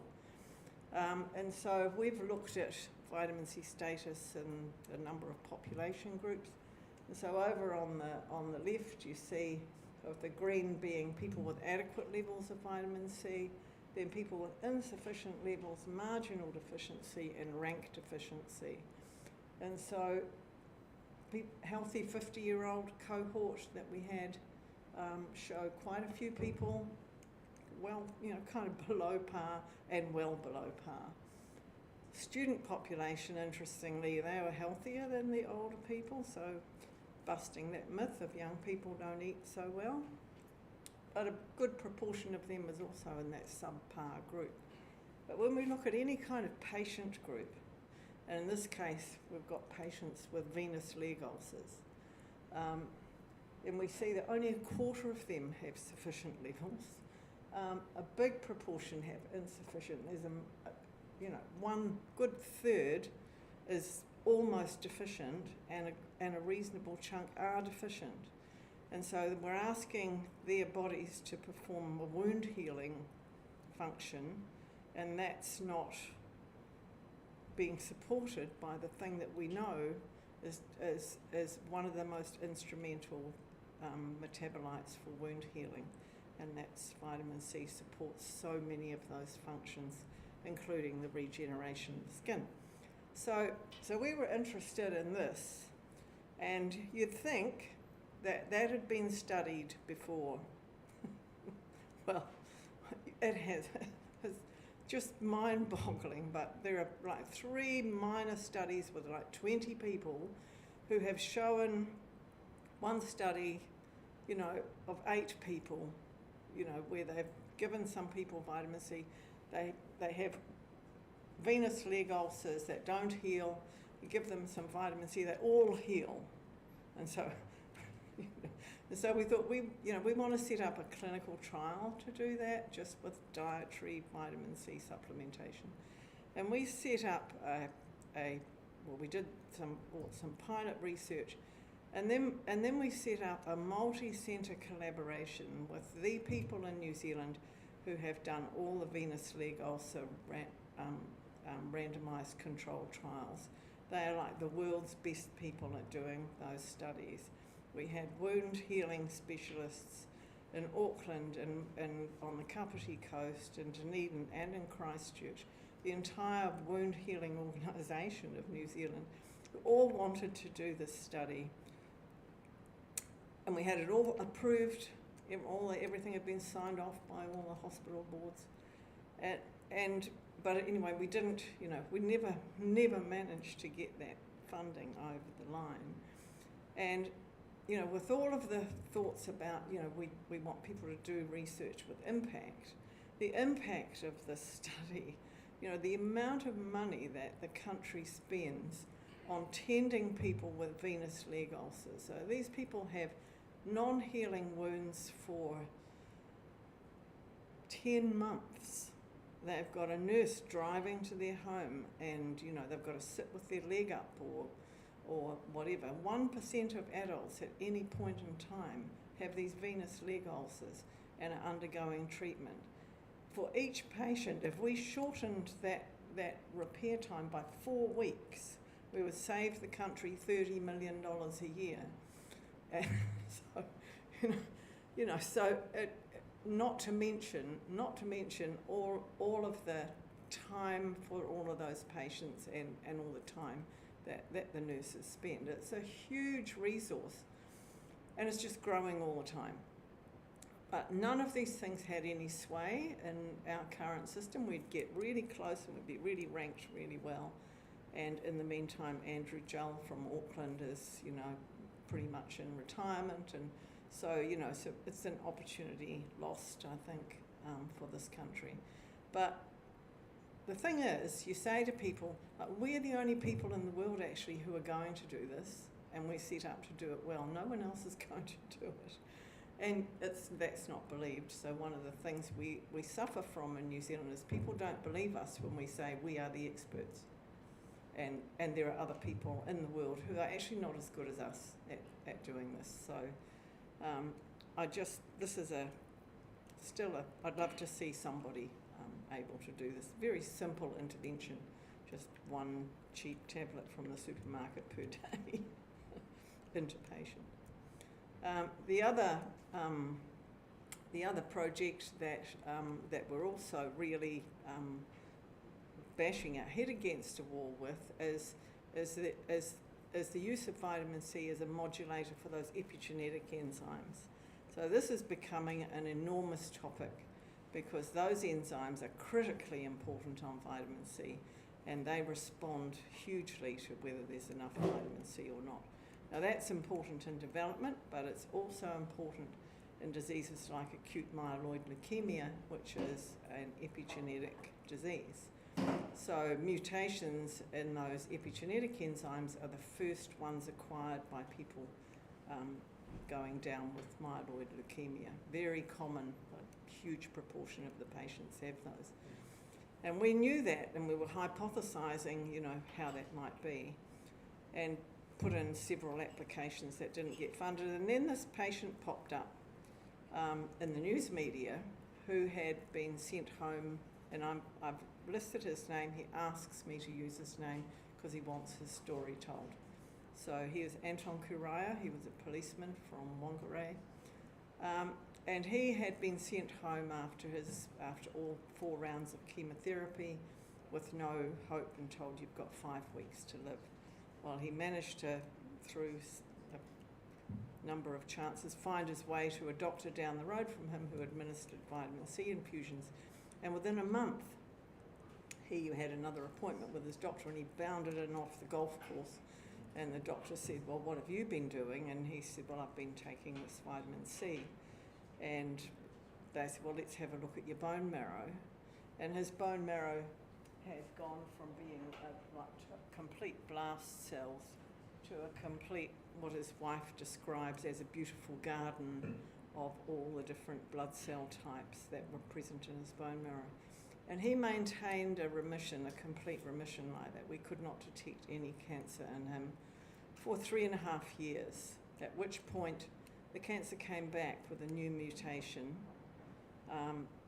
which gave us so many answers, and Anton died about a year after that. But him giving his samples to us, you know, I just said, I'd love to get hold of some of your bone marrow, because then maybe we could know why you're having that response. And when he relapsed, he gave us his bone marrow. So we've published that data, and there is there's growing international interest in this. And so just last year, there's a study being done on patients with acute myeloid leukemia, so people with low-risk leukemias. So these are people who are still wandering around in the population. And this is a randomized controlled trial of a couple of thousand patients, in whom they've given one group 2 grams a day in a tablet, and the other group 2 placebo tablets. And so after a period of 5 years, they're seeing a survival advantage in those who are taking the vitamin C. So they're, and the ones who haven't been, what they die of pneumonia, and which is what people with leukemia die of, because your immune system gets depleted. So it's another thing, you know, that we've been to the funding agencies on numerous occasions. It would be so easy to do, such a good tool to add to our anti-cancer tools, and you know, we'd love to see it done. And so I just want to put up here, we work with a lot of people. A lot of these people on in the left-hand column there are totally dependent on research funding. We collaborate all across the board. We look for money absolutely everywhere, and we get little bits. Any little bit helps. But it is so hard that a lot of what we want to do, we just end up having to compromise everything back. And a lot of what we want to do is simply being left on the cutting room floor. And so I'm really happy to be in this organisation, and I look forward to being able to contribute to lobbying for New Zealand science. Thank you.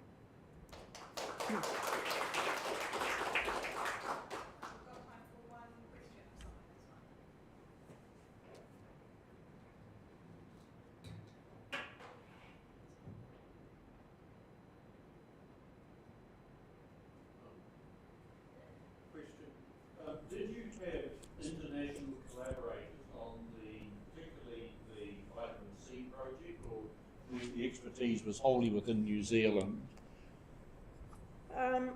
We have collaborators, but they were not named on those projects. Yeah, the No Marsden Fund proposal this year was funded that did not have an international collaborator.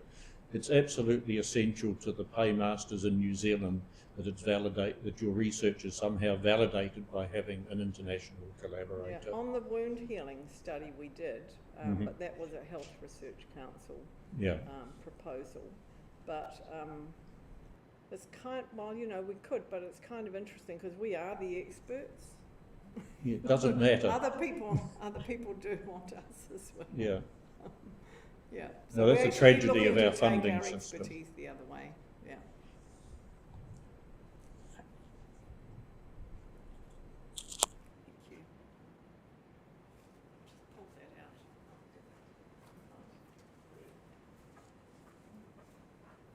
All right, so for time, we're going to have to ask the forbearance of everyone who isn't an NZAS member. We are going to have to run a brief AGM for boring reasons.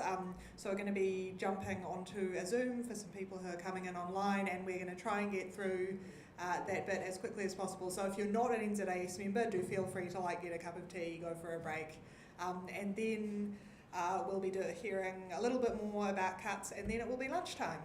But right now we're just going to set up the Zoom and get on to the official business part.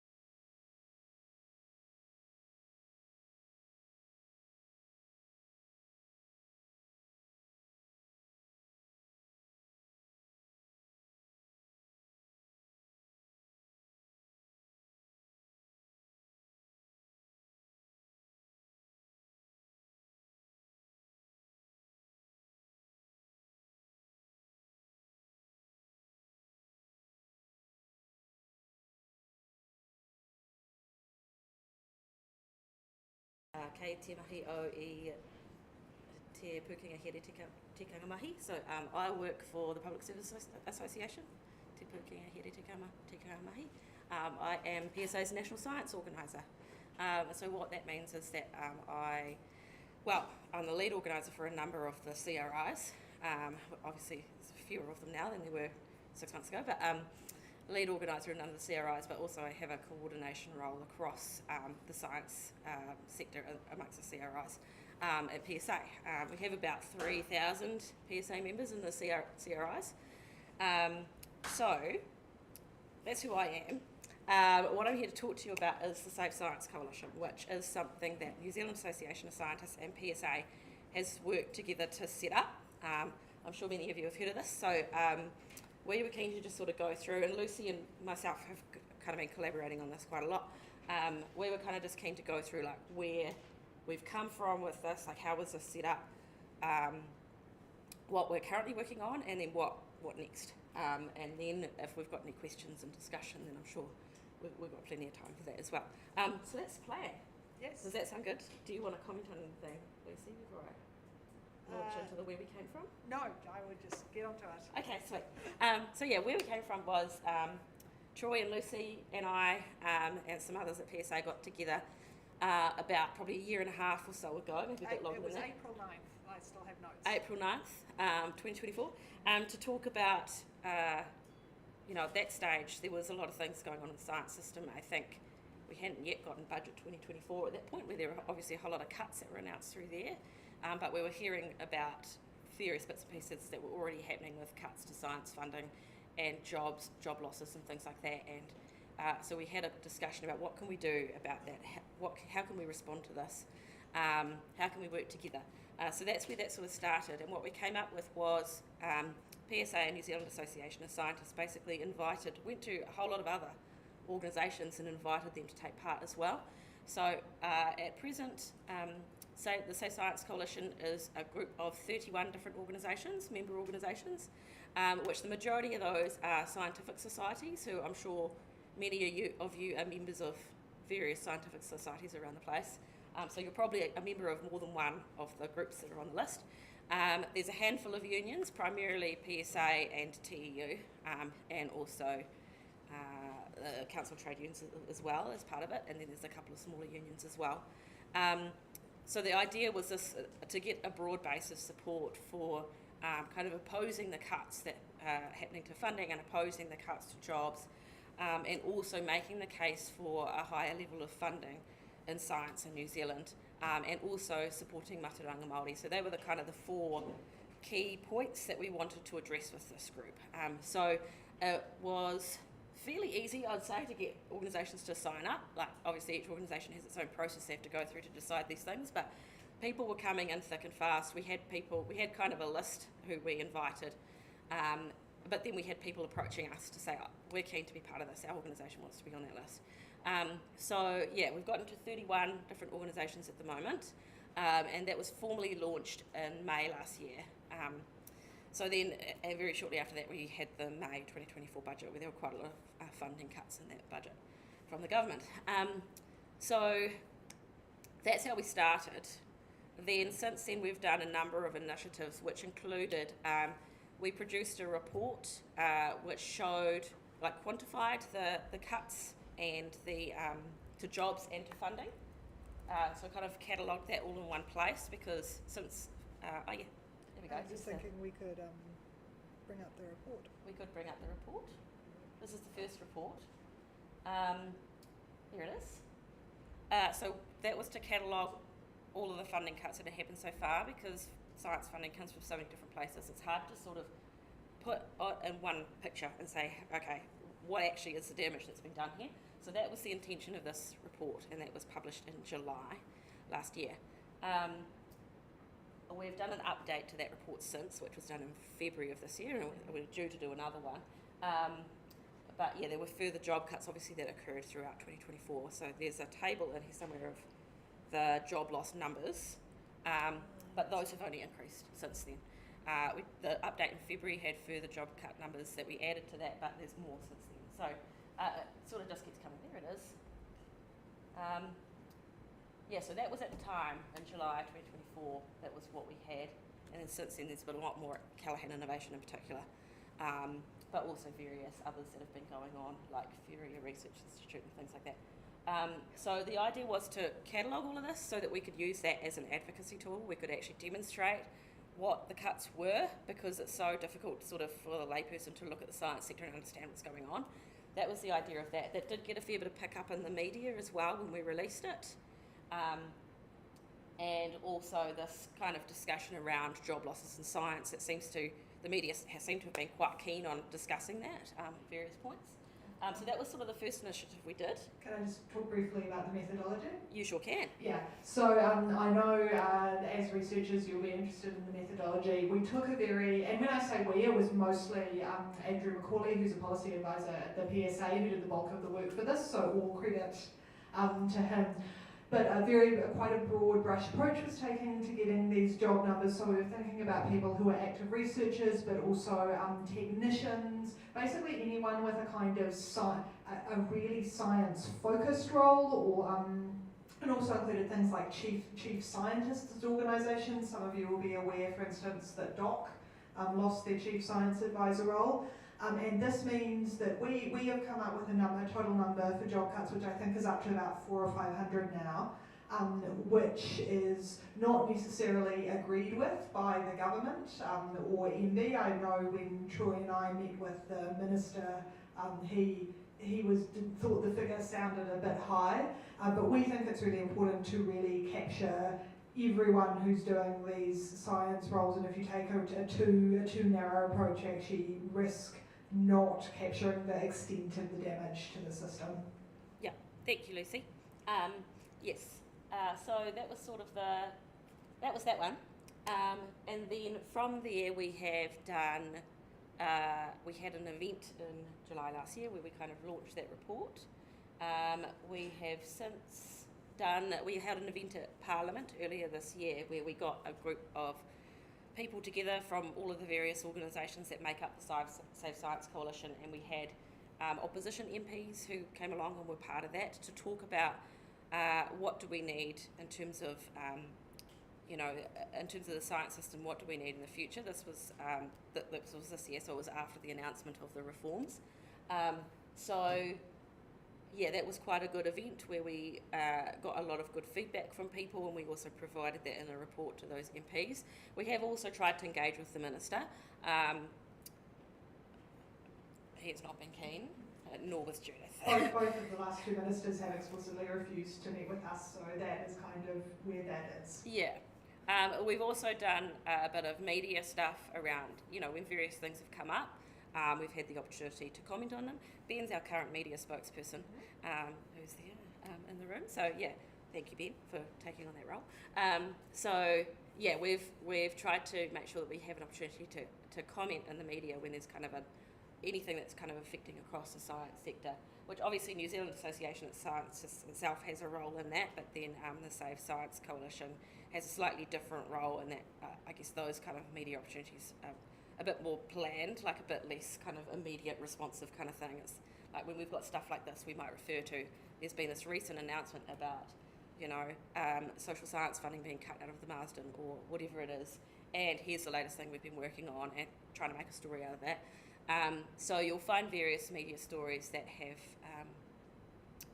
that the Safe Science Coalition has been commented in.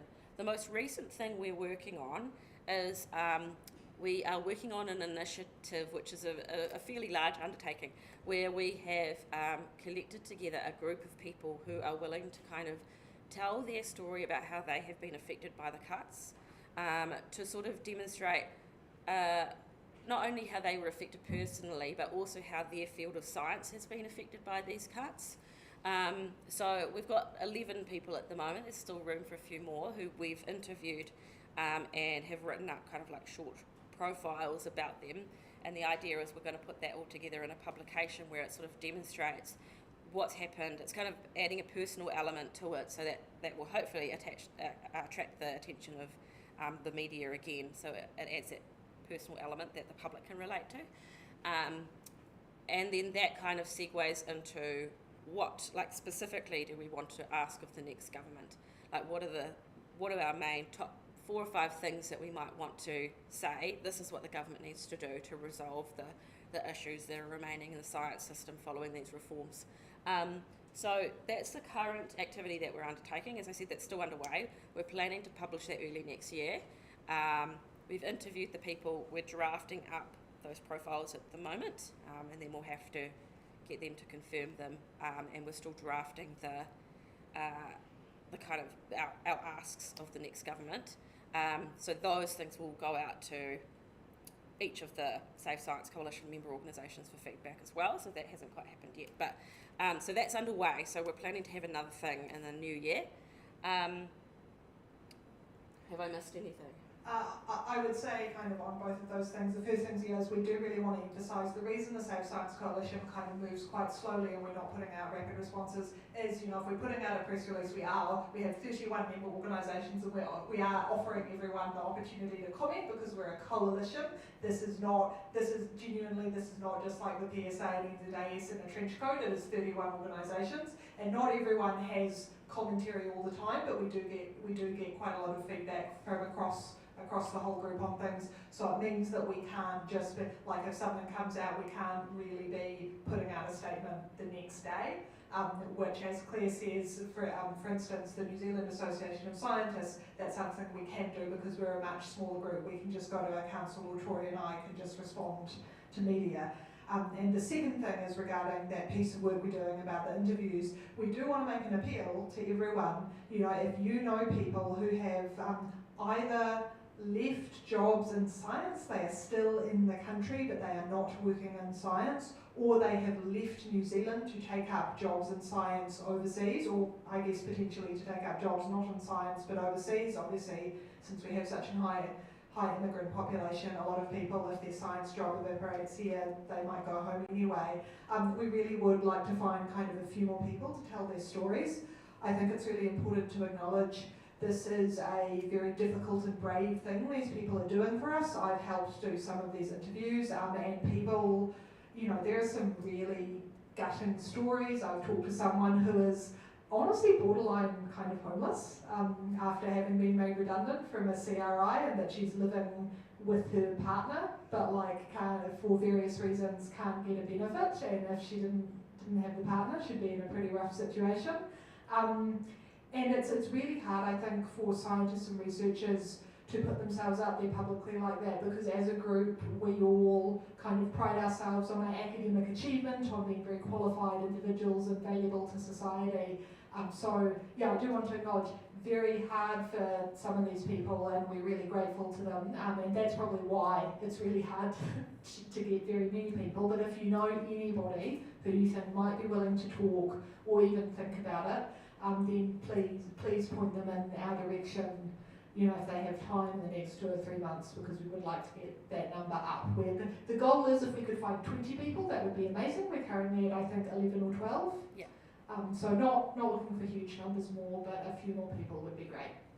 Yeah, thank you, Lucy. Definitely, yeah, they're very brave for taking this on. And I guess the other thing on that is around when we're kind of putting this forward, like a few of them have raised things around, you know, like I got made redundant from GNS, for example, but that doesn't necessarily mean that I don't want to have a relationship with that organisation in future. I may want to have a job there in future if something comes up, or you know, some people you know, have emeritus status or something like that with their old organisation.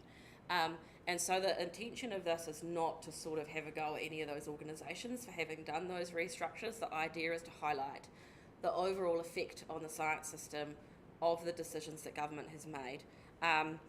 I know government will kind of deny responsibility to some of those restructures that have happened in the CRIs and probably also in the universities, but it's pretty clear that they were putting pressure on them to restructure themselves even prior to this reform announcement back in January. A good example of that is Callaghan, which was before it was even announced to be disestablished. The government removed a whole lot of funding that they had there, which meant that they started restructuring back in 2024, even though they didn't get the news they're being disestablished until 2025. And the other organisations are all similar. Like there was pressure being, I'm sure you all know, there's pressure being put on them to do those things, by the decisions of the government, even before they announce these reforms. And so we've made that very clear to people when talking to them and asking them to step up and do this, that if they want to, if in future they'd like to have a job in that organisation, or they don't want to close that door or whatever, it's not about trying to make any of those individual organisations look bad. It's about highlighting the effect of the government decisions, and that's where we're kind of directing that blame.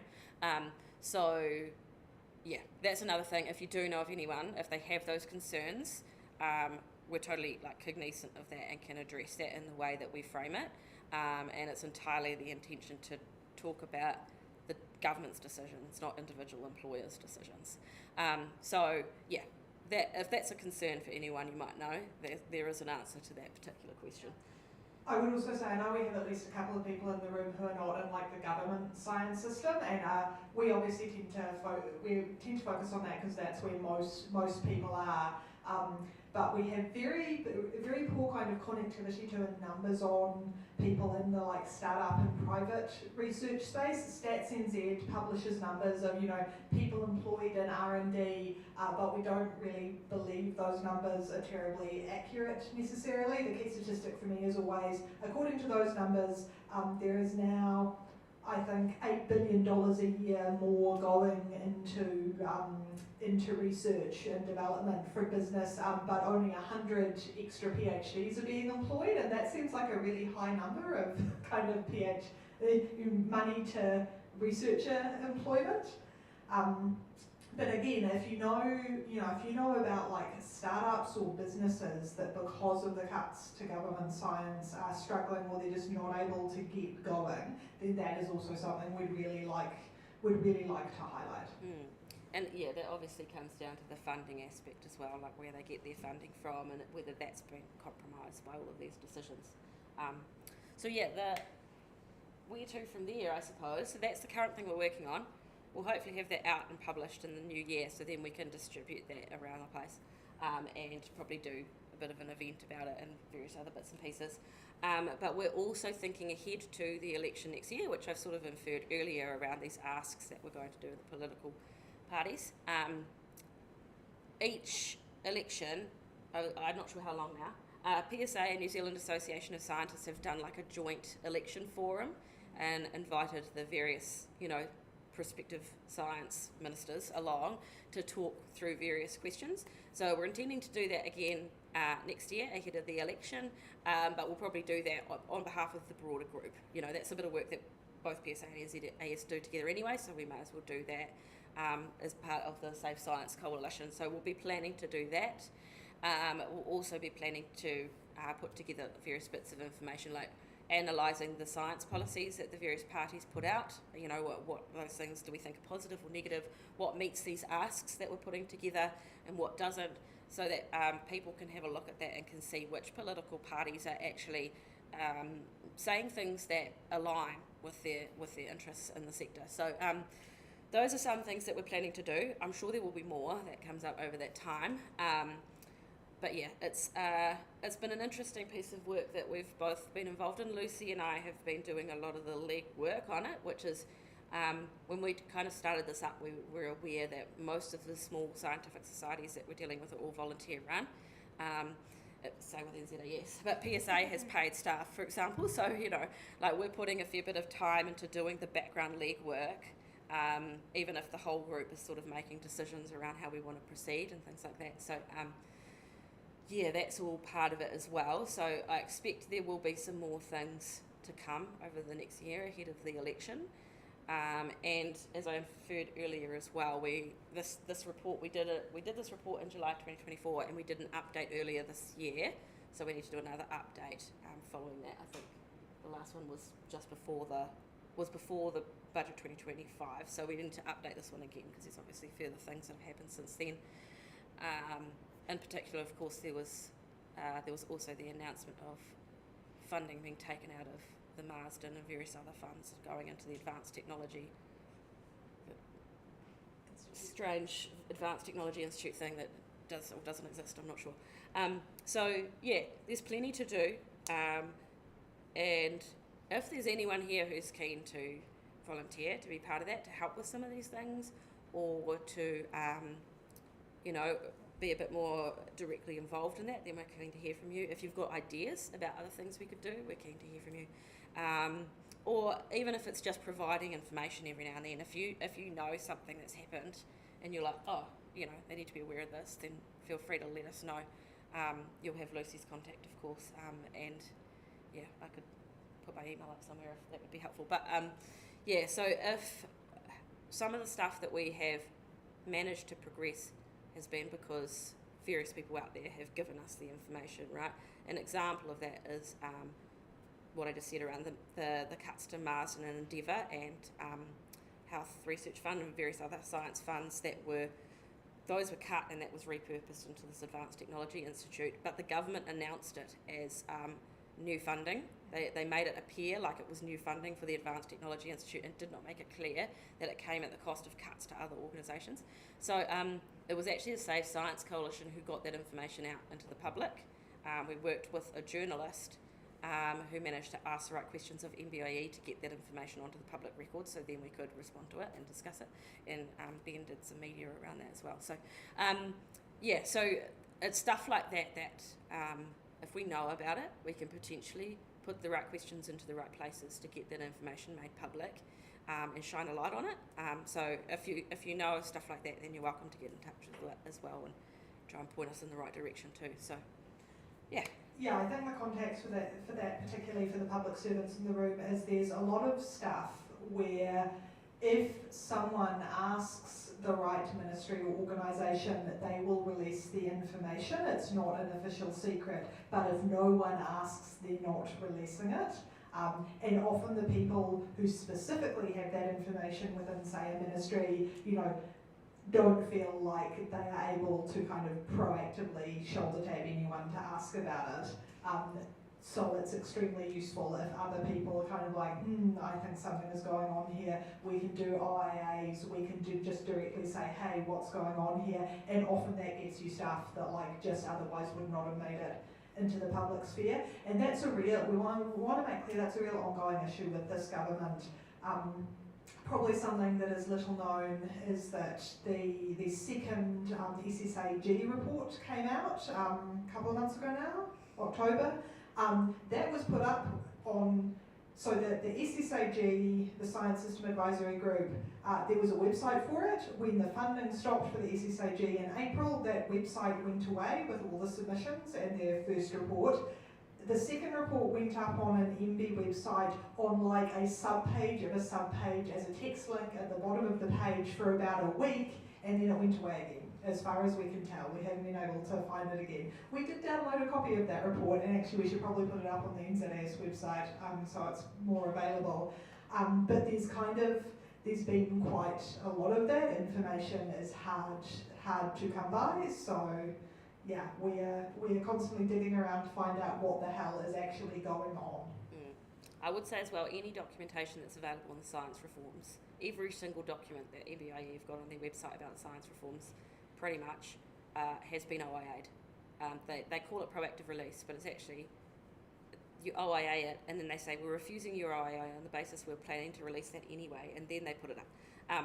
So it's not actually proactive at all, it's just, yeah, if we didn't ask, that wouldn't be there. So we have to ask the right questions in the right places to even get information on the table sometimes. So, yeah, that's been like half an hour. So, any questions? Yes. Thank you for that. Just wondering with respect to your needing to find some additional people. So I know of a number of people who've been, managed out of their jobs. In all their cases, I'd say that there's been a fair bit of pressure put on by the organisation to keep that process confidential and for them not to talk about it. So a lot of this is kind of, and then they're bullied, so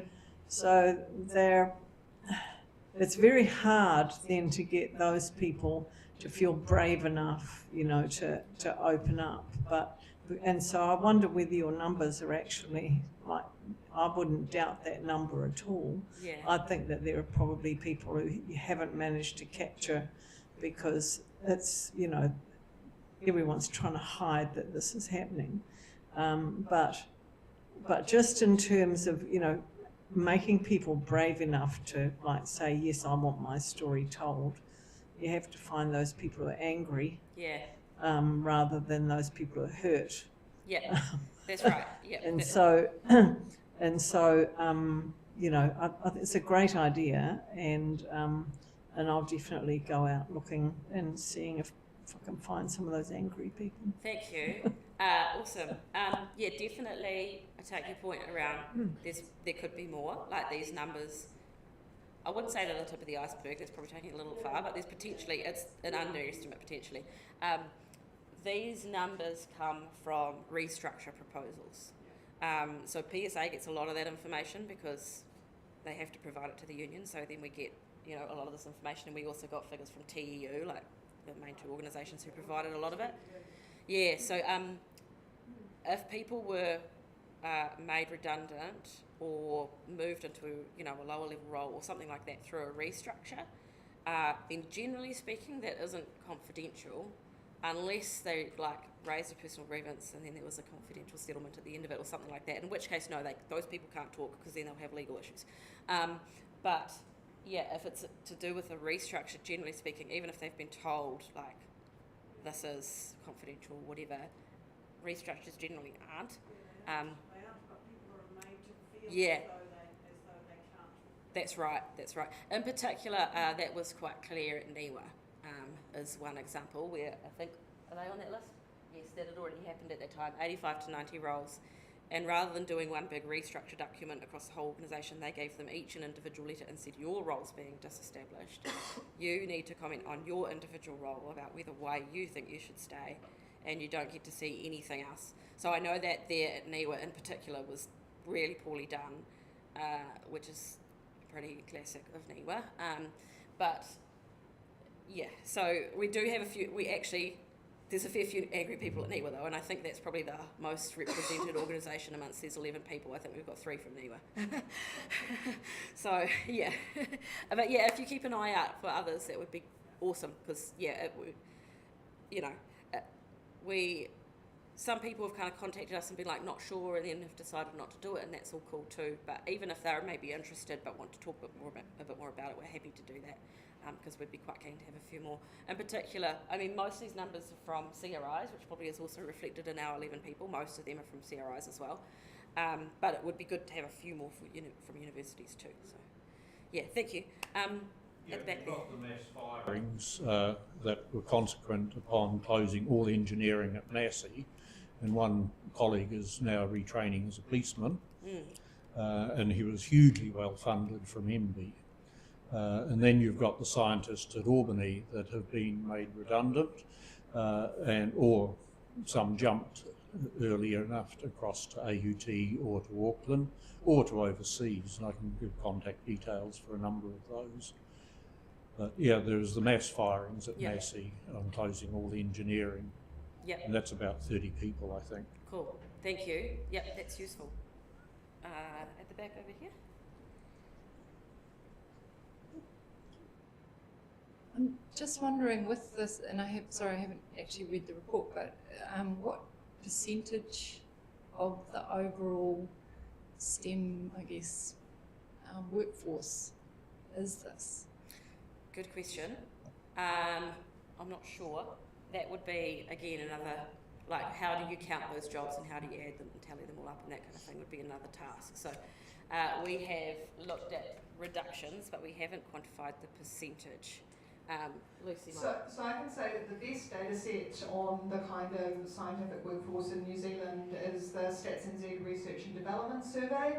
That looks at people employed in research and development in a number of ways. Obviously, that is probably missing a lot of people who have like science policy roles or science support roles that aren't like necessarily researchers per se. They track the number of people with different levels of qualification in research and development, and we've definitely seen through that the like number of people with PhD, number of full-time roles of people with PhDs has been pretty static or slightly down but the number with like BSCs has gone up, but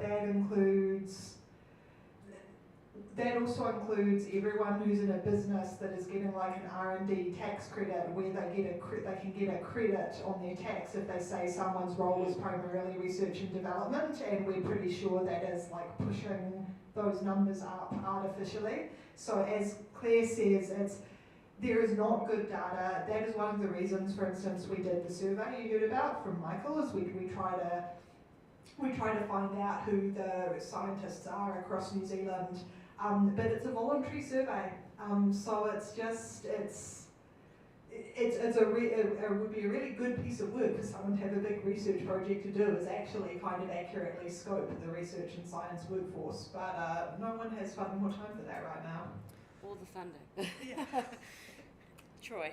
Yeah, I guess a couple things. First one on that, it's useful especially for people, including Claire, who weren't here earlier. We recognize that Michael's put some effort into assessing the rough size of the group for his survey, so that we can understand what the response rate is, and he does end up with sort of 10,000 or just a little bit under as a reasonable estimate of the size of the science and technical workforce, excluding, of course, research students, which sometimes end up in it if you look at the R&D survey without care, because New Zealand uniquely considers research postgrad students to be full-time researchers and gets a big head count out of that.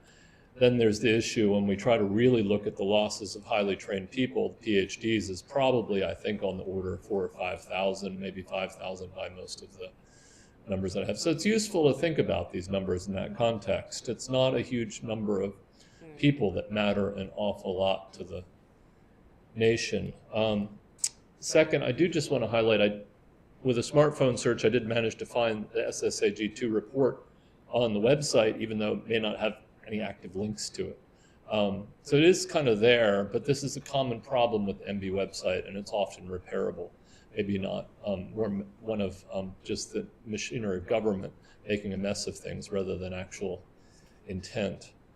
Where there is a problem, though, I think, is the accountability issues, and I think that's something I'd encourage us to focus on. And a great example of that, I mentioned in my talk how the issue of overheads and the lack of accountability as one of the key things which drove the success of research systems and building the world we live in with high well-being in the 20th century. The fifth fundamental was the accountability for the money in the research system. We've lost that accountability for the money in the research system, and I think it's one of the things that helps us build the reciprocity trust loop of researchers that care about where the money goes and also care about the taxpayers' money but don't necessarily want it for themselves, unless, of course, they're in a startup, in which case that is sort of the intent. So there's a big difference between those things, and people are confused. Overhead issue in particular, though, is, I think, really well demonstrated by the issues with the Massey University Albany new building, where effectively the university built a building for researchers, carefully managed, something that was really fit for purpose. And then they thought, well, we're going to depreciate it onto the researchers. The accounting said the unit no longer was financially positive, so they made all the researchers they had just built the building for redundant. And that's some of the stories that we're capturing. And so not only does that overall story really seem like one of the worst cartoons that we could ever imagine as scientists, but the individual stories, when we talk to people that were caught up in that, are extraordinarily disappointing for people whose early career, mid-career lives got caught up in that story. So I think these are really important stories that we need to bring forward for people to understand what's really happening here and how it affects the future of our nation and a lot of things that we care about. Thanks. Yes, thank you. About to happen in Christchurch. Great.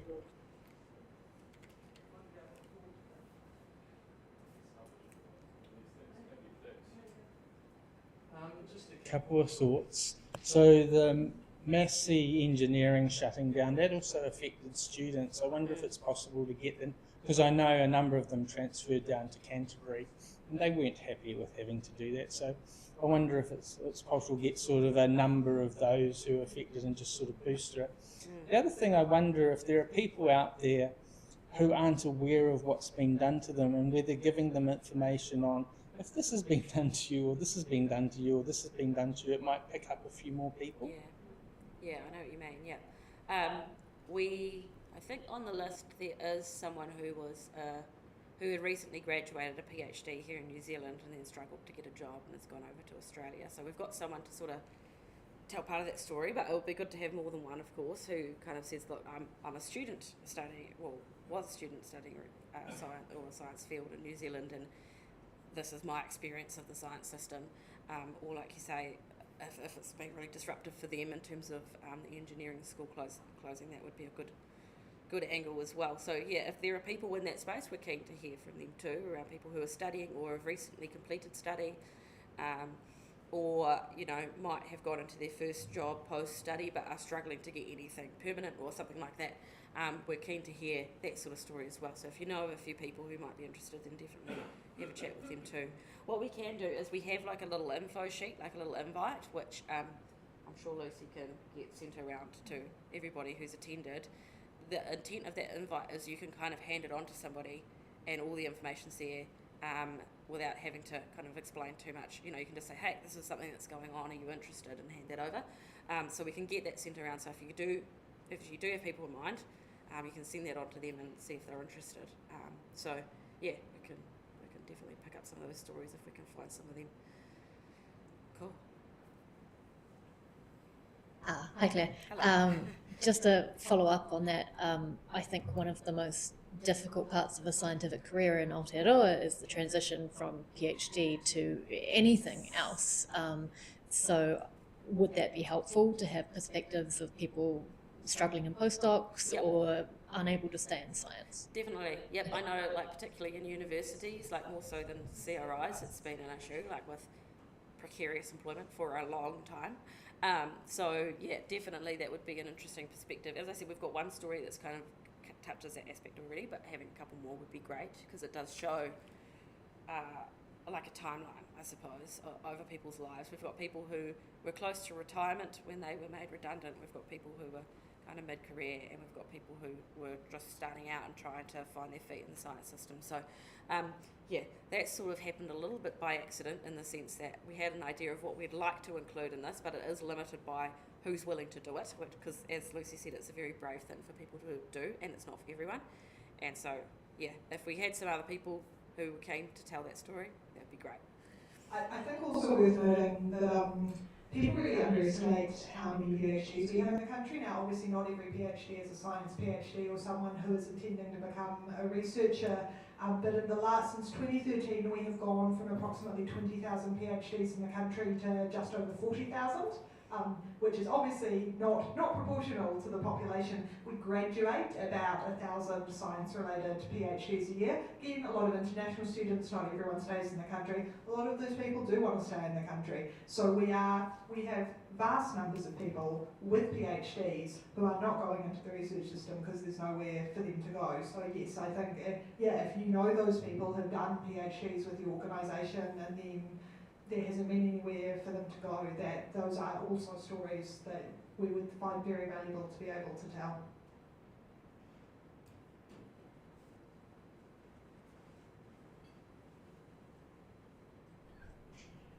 I think another thing that's useful to just get into the mix here is also how it feels to be sort of in between the media and the story we're already telling, which is there's the report, there's the job losses, and then the media are coming to us looking for the people that are associated with that to tell the story. And so that's part of why Lucy and Claire are talking about doing this project, because the media was regularly coming to us, and we could not produce the people that were actually willing to talk to them. They're very hard to find, and they're probably more willing to have their story carefully curated than to start speaking to a journalist they do not know.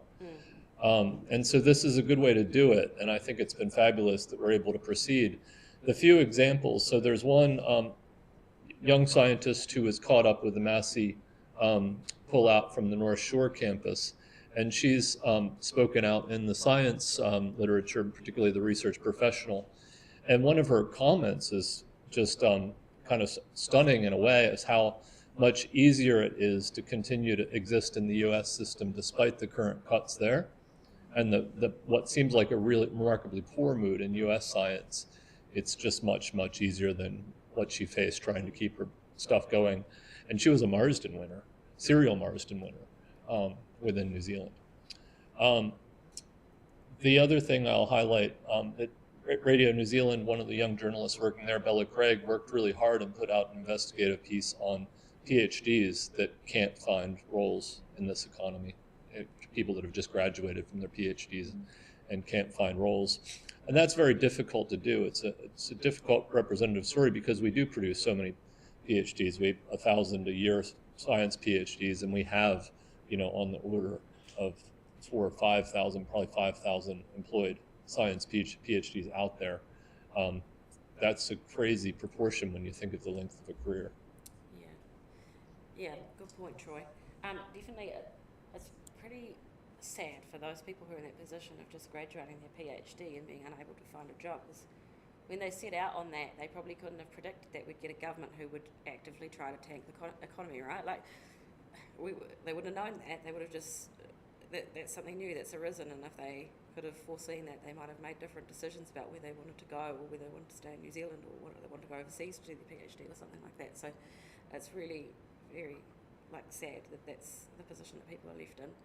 Yeah, and one of the things that is interesting also, I mean, obviously I'm not a New Zealand PhD, and I think people with New Zealand PhDs sometimes say people coming from overseas are better placed to get jobs, or Kiwis that have gone overseas for their PhD, or at least a postdoc, are better placed to find a future role. But it is an interesting way people can come forward and find a voice to help solve these problems. One of them in particular is Olivia Truax, who's an American now working at the University of Canterbury.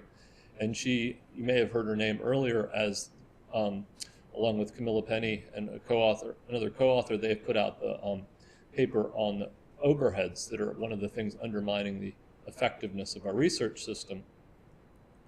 And that's something that she's been able to do on her own, and she's then moved to collating a series of stories of early career researchers for the New Zealand Science Review that we're looking forward to hopefully being able to publish before Christmas, that also put more stories to this. So that's one of the other things. People are really sick of hearing from me and Lucy and other spokespeople about this, but Ben's now a spokesperson as well for the Save Science Coalition. It would probably be just good to acknowledge that role. If people can find a way to think of what's next in terms of getting the voice, the narrative out there, we absolutely welcome that. And many of us, including Nicola Gaston, who's a former president of New Zealand Association of Scientists and speaks from Auckland University now, argue strongly that one of the things we really need is more voices, more voices, more voices. Thank you, Troy. Just noting that we're kind of coming to the end of the session, we did want to ask, we've talked about the stuff the Save Science Coalition is looking at next year. Are there other things that you think a coalition of multiple science organisations is best placed to try and do, noting the constraints on us in terms of we are a big beast that moves slowly as we come into an election year? We're really interested to hear anyone's thoughts on that, if you have any.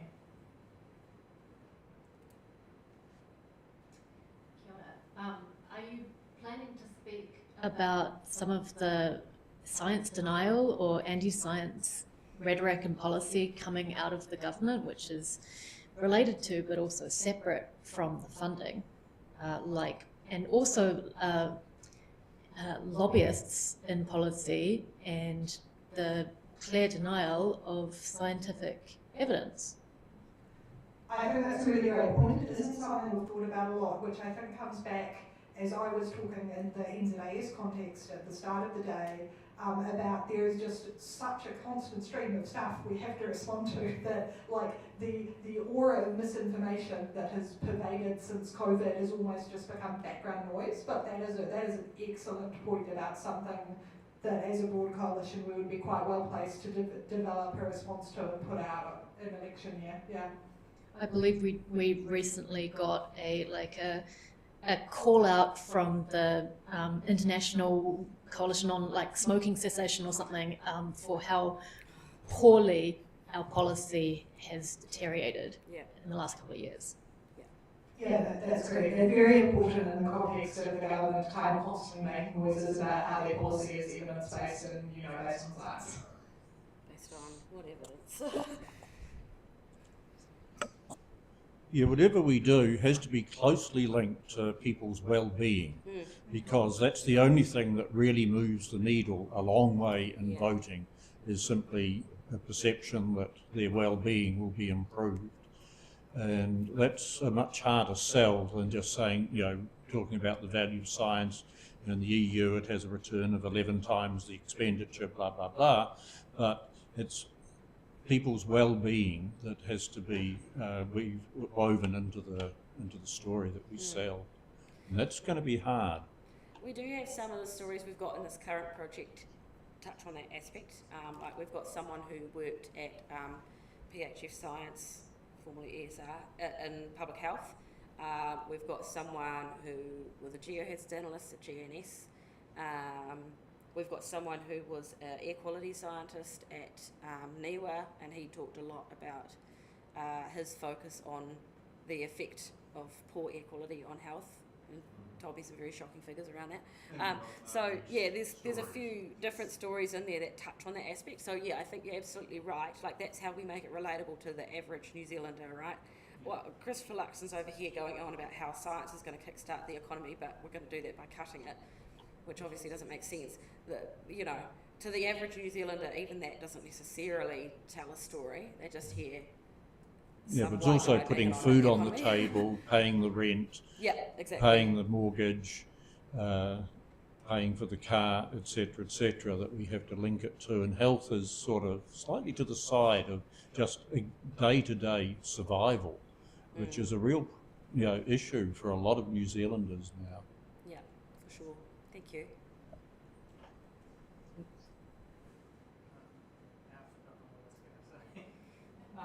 Yes, so I was thinking in terms of more voices and in terms of the individual organisations. So if something comes out, for example, in relation to chemistry, I'm thinking what's the best way that the NZIC can put something out and coordinate? So would that be write something, send it to you just to do a quick check that we're on the same wavelength and then go out? Yeah, so we can definitely do that, and also we really encourage all member organisations to start putting out their own stuff, and both NZAS and Claire through the PSA, we can provide advice on how to effectively do that. So we're really happy to support kind of our member societies to be putting out individual comms as well as stuff we do as a broader coalition.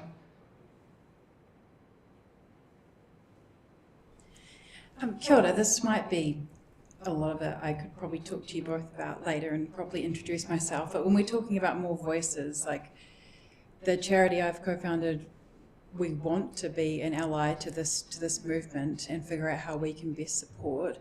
It's called Beyond Animal Research, so it might sound a little bit out of scope, but it's very much about working with the science community to replace the harmful use of animals as quickly as we possibly can, as we have that shared vision of the future.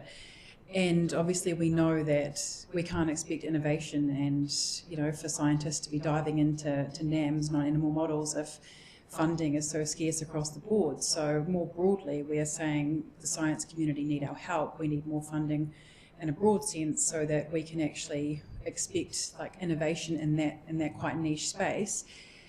So what we've been thinking at BAR around our messaging is the science community need our help, and it's that science has benefited us, animals, the environment in many, many ways, and now it's the science community's turn and they actually need us to be their voice too. And so that's how we would like to frame it. And coming into the election, we'll be doing a lot of work into meeting with MPs and putting across our sort of scorecards and our call to actions. And so we want to know the best things that we can be echoing that are genuinely helpful, rather than, based on assumptions we think we're being helpful and maybe it won't be. So there's maybe quite a unique space there for an ally who really does want to help the science community, but maybe from a bit of a a unique way that wasn't thought of before. But in case anyone in this room doesn't know, the animal loving community are a very passionate community, and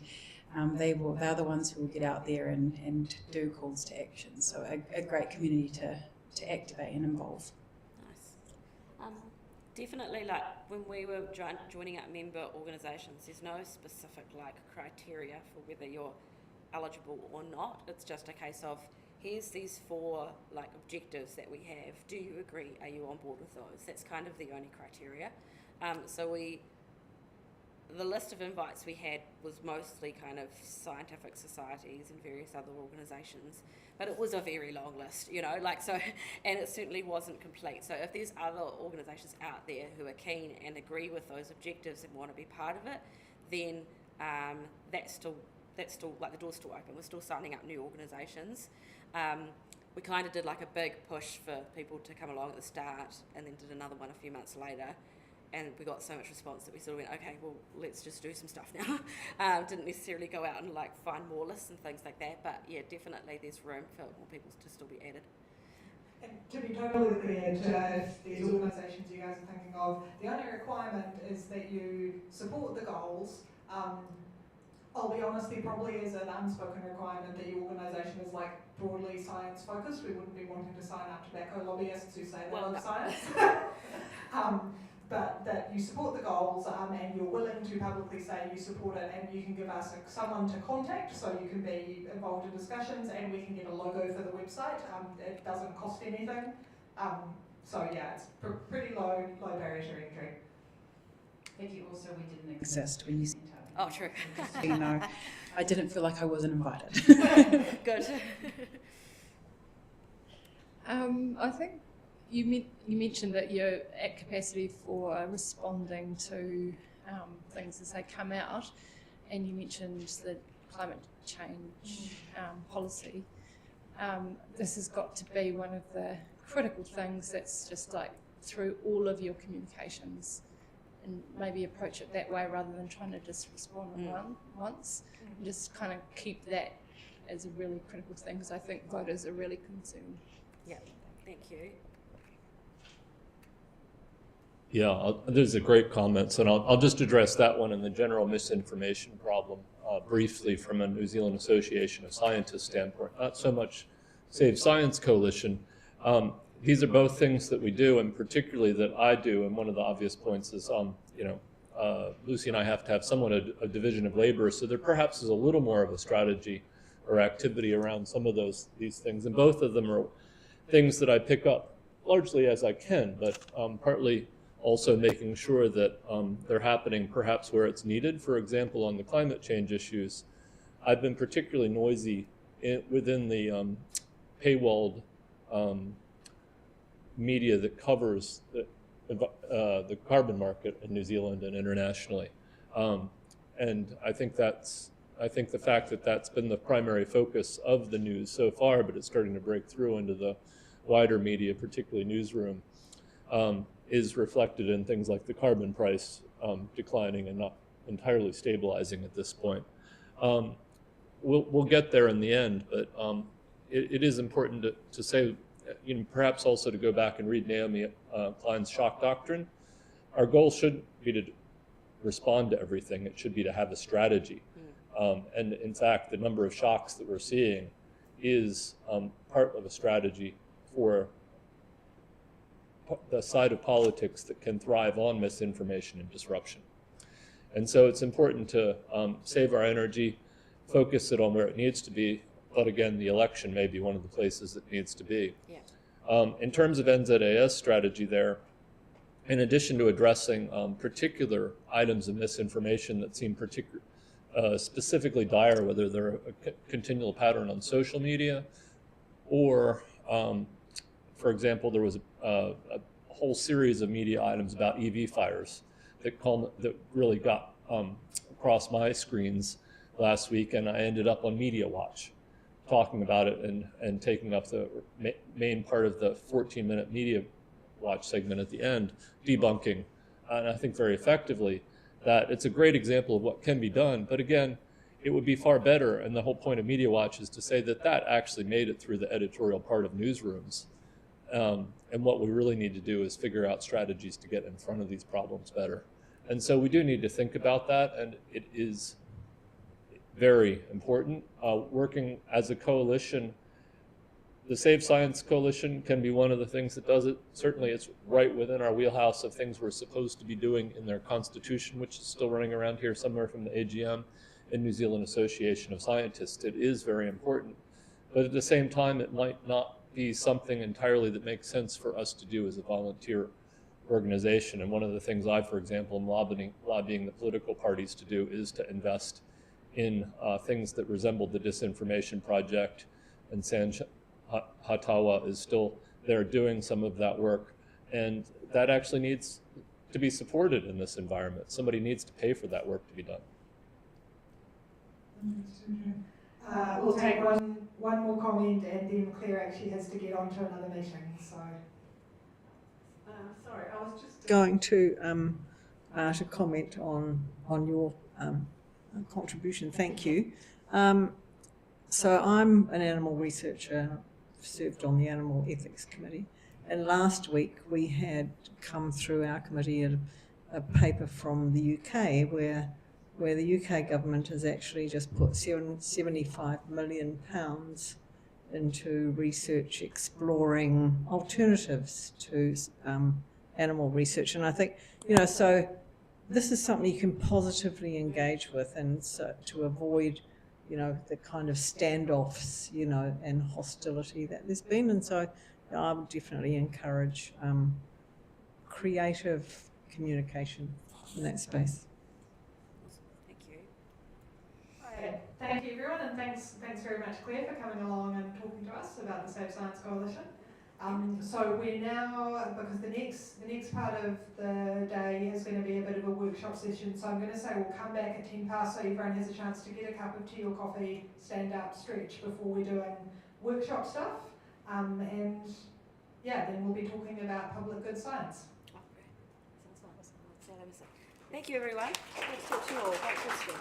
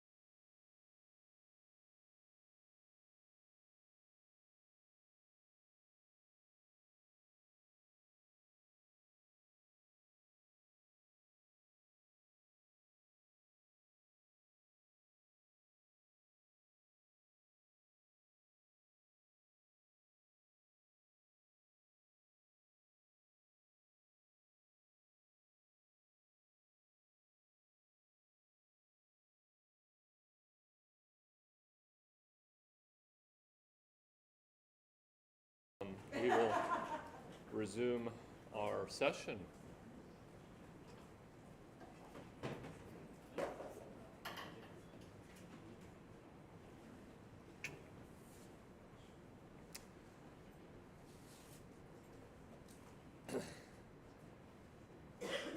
Thanks, everyone. And so one of the great highlights of the year for the New Zealand Association of Scientists is the opportunity to present our annual awards.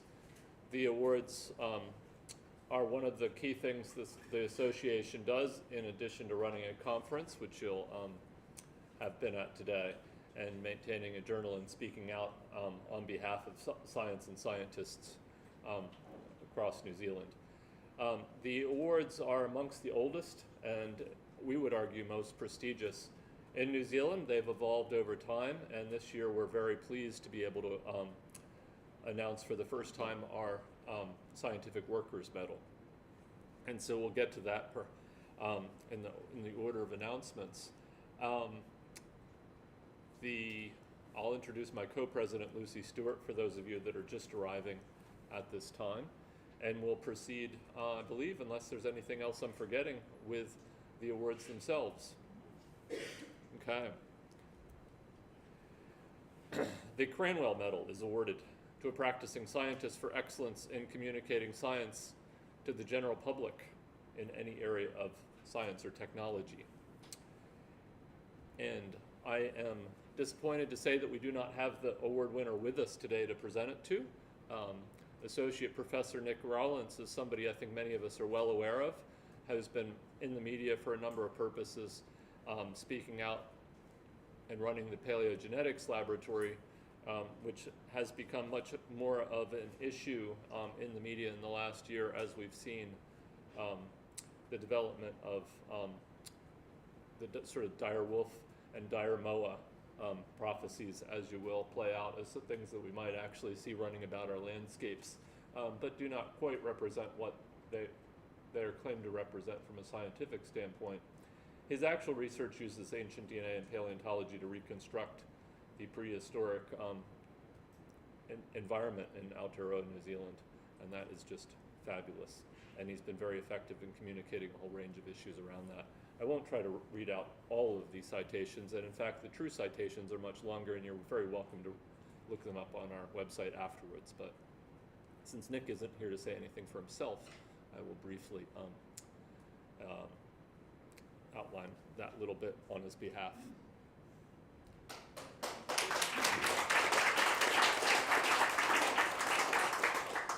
Fabulous. Now, the Hill Tinsley Medal is awarded for an outstanding fundamental or applied researcher in the physical, natural, or social sciences published by a scientist or scientists within 15 years of their PhD. And I'm very pleased that we have Dr. Terry Eisen here to receive the award. Terry's a geochemist. I worked briefly, I even managed to teach a class with at the University of Waikato, which was a fabulous experience, and his research is really sort of awe-inspiring in its scope, transforming how we understand how the Earth regulates its long-term climate system. From his PhD at Yale, he's been working on the global carbon silica cycle, revealing that reverse weathering, a process once thought to be minor, plays a central role in buffering ocean pH, regulating atmospheric carbon dioxide, and influencing the stability of the Earth's climate system across mass extinctions and the warmer periods in the Earth's history. Terry, we have a medal for you.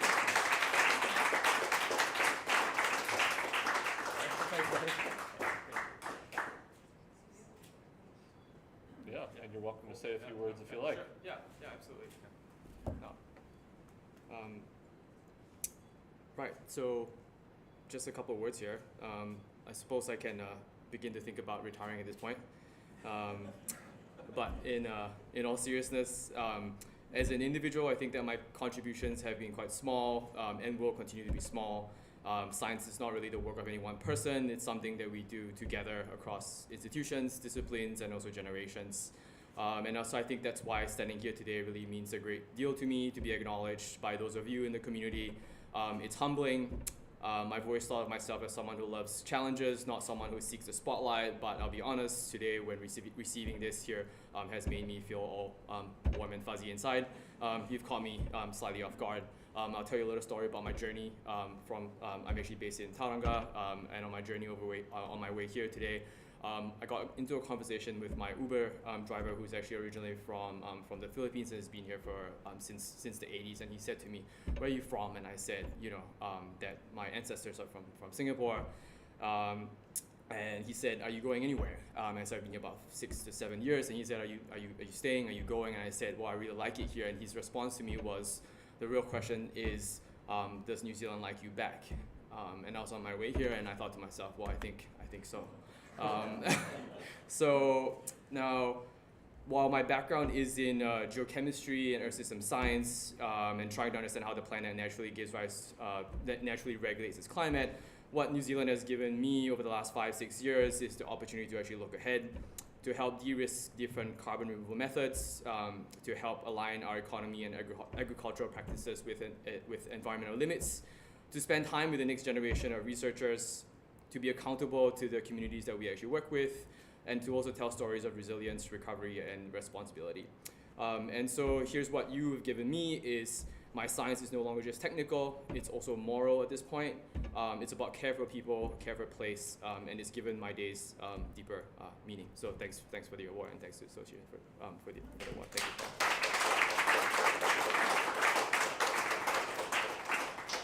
you. Terry, did we get photographs that are adequate photographers? Or should we do those afterwards? Everybody's going to stay around, and we're going to hustle you into a corner and do photographs after the ceremony. Sometimes we do a grip and grin right up here. Very good. Terry, thank you very much. That was a wonderful, thoughtful speech. Bears keeping in mind. The Shoreland Medal is awarded in recognition of major and continued contribution to the basic or applied research that has significantly added significantly to scientific understanding or resulted in significant benefits to society. Our award winner today is Distinguished Professor Philip Hulme, the 2025 winner of the medal. Professor Hulme is recognized worldwide for his scientific achievements that have significantly progressed global understanding of the causes and consequences of biological invasions, issues critical to the economic and environmental well-being of New Zealand. He's had a tremendous impact on the way biosecurity is perceived and implemented internationally, particularly in his assessment of the driving forces of invasions, application of risk assessments, and the quantification of environmental impacts. Sadly, if I remember what the contents of my inbox say, is he's been unable to join us today. He was hoping to join us, but had to cancel at the last minute. Yeah. So we will continue.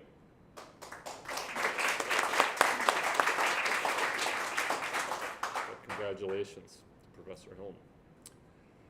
The Marsden Medal is awarded for a lifetime of outstanding service to the cause or profession of science in recognition of service rendered to the cause or profession of science in the widest connotation of the phrase. Dr. Tony Connor is the 2025 winner of the Marsden Medal. Dr. Connor has contributed to a career of outstanding service to primary industries in New Zealand, both as a leading scientist and leader of science. Throughout his career in the former DSIR and then Plant and Food Research and Ag Research, he has focused his attention across fundamental and applied biological sciences, adoption of biotechnology, genetics, and genomics. This involved bridging the gap between research results and the transfer of technology to industry for outcomes that impact directly on the New Zealand economy.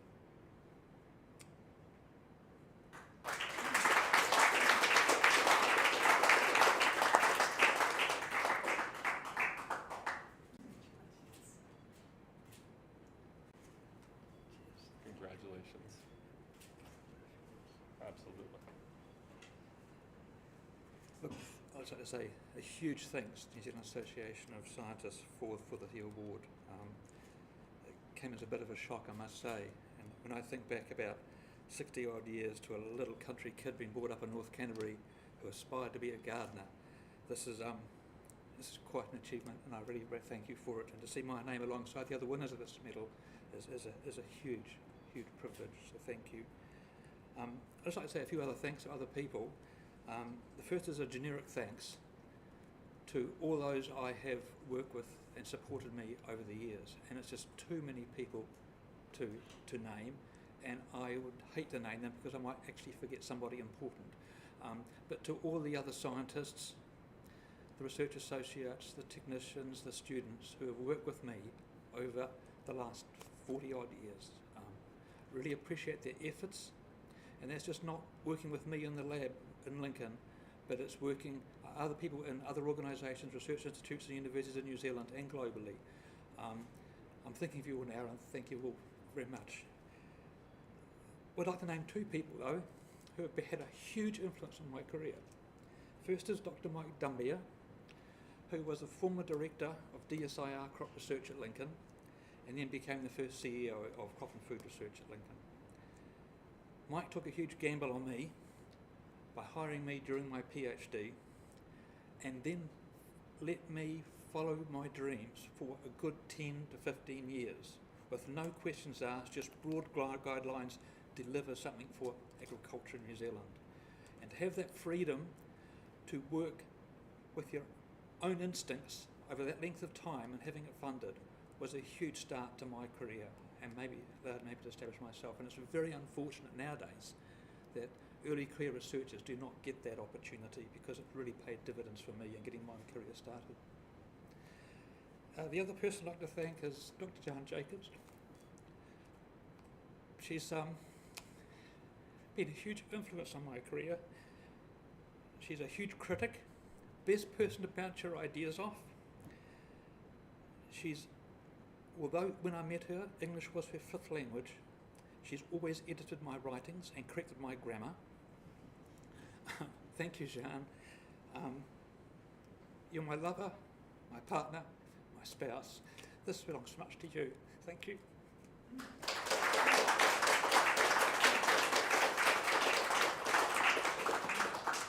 Wow, fabulous. Even after a lifetime, we always stand on the shoulders of giants, don't we?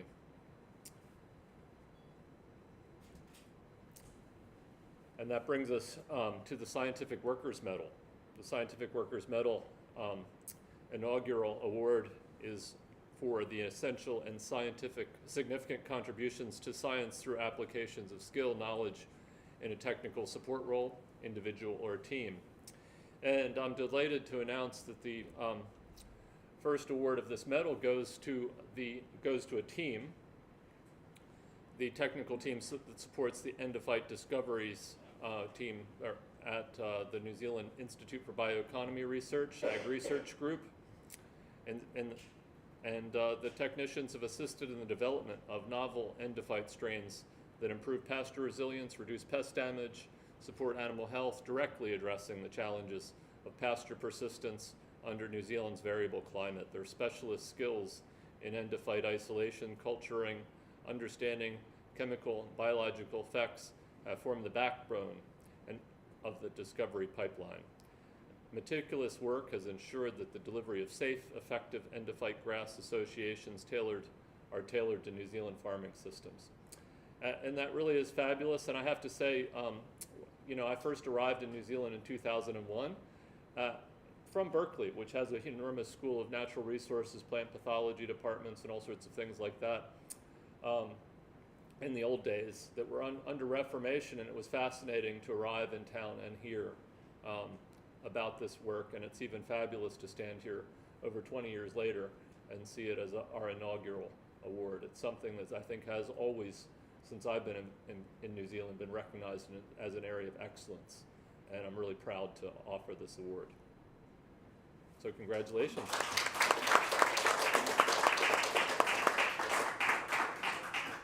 Lucy's got a stack of medals for some of you. I think we have a limited, but hopefully a representative number.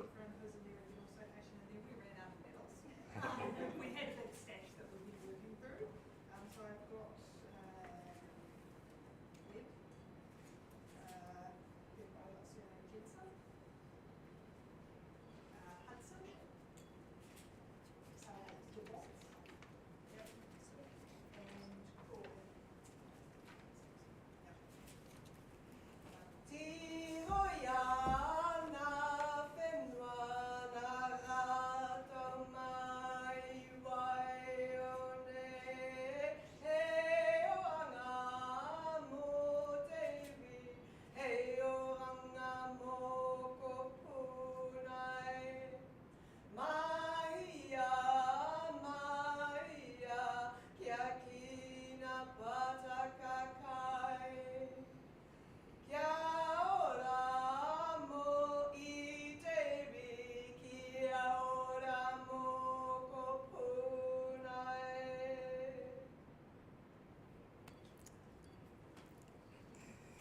going to cry.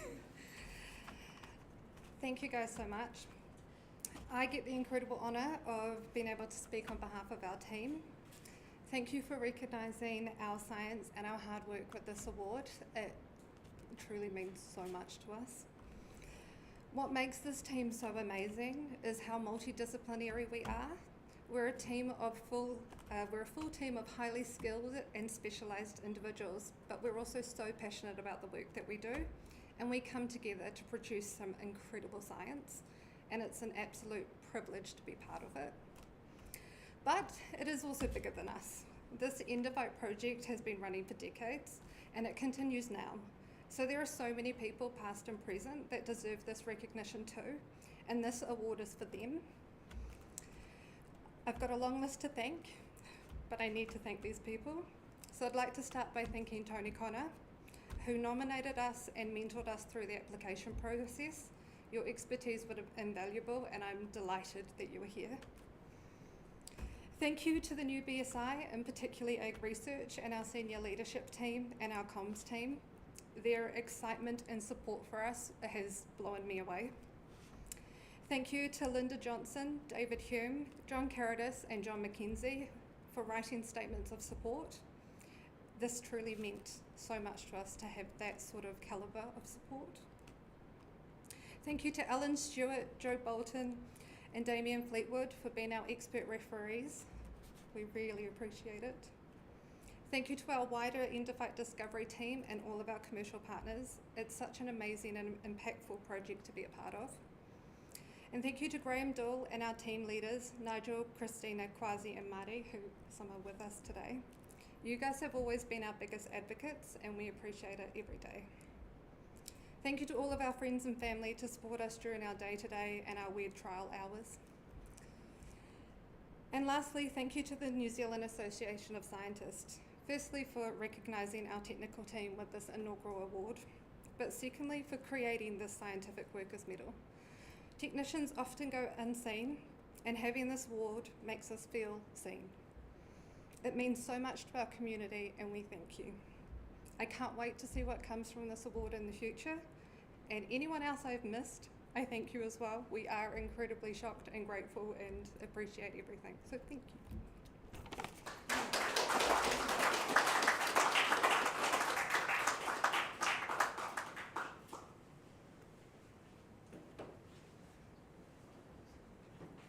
Well, congratulations again to everyone. I think that brings us more or less to a close, except to say congratulations again. In addition to the words, I hope we've managed to catch some video that you may be able to enjoy referring back to if we manage to produce it for you. Fingers crossed that works out well. I happen to have recommended the person I came to New Zealand to work with for the Marsden and captured some video, and I knew that was appreciated. And so hopefully we'll be able to do that for you. And we also are going to say thank you to all the judges, without whom we could not do the awards process. I don't have all their names at hand right now, but Sean Hendy, who is a long-time member of the association, has led that process and organised all the judges and got these decisions together. So a huge thank you to him and everyone he worked with.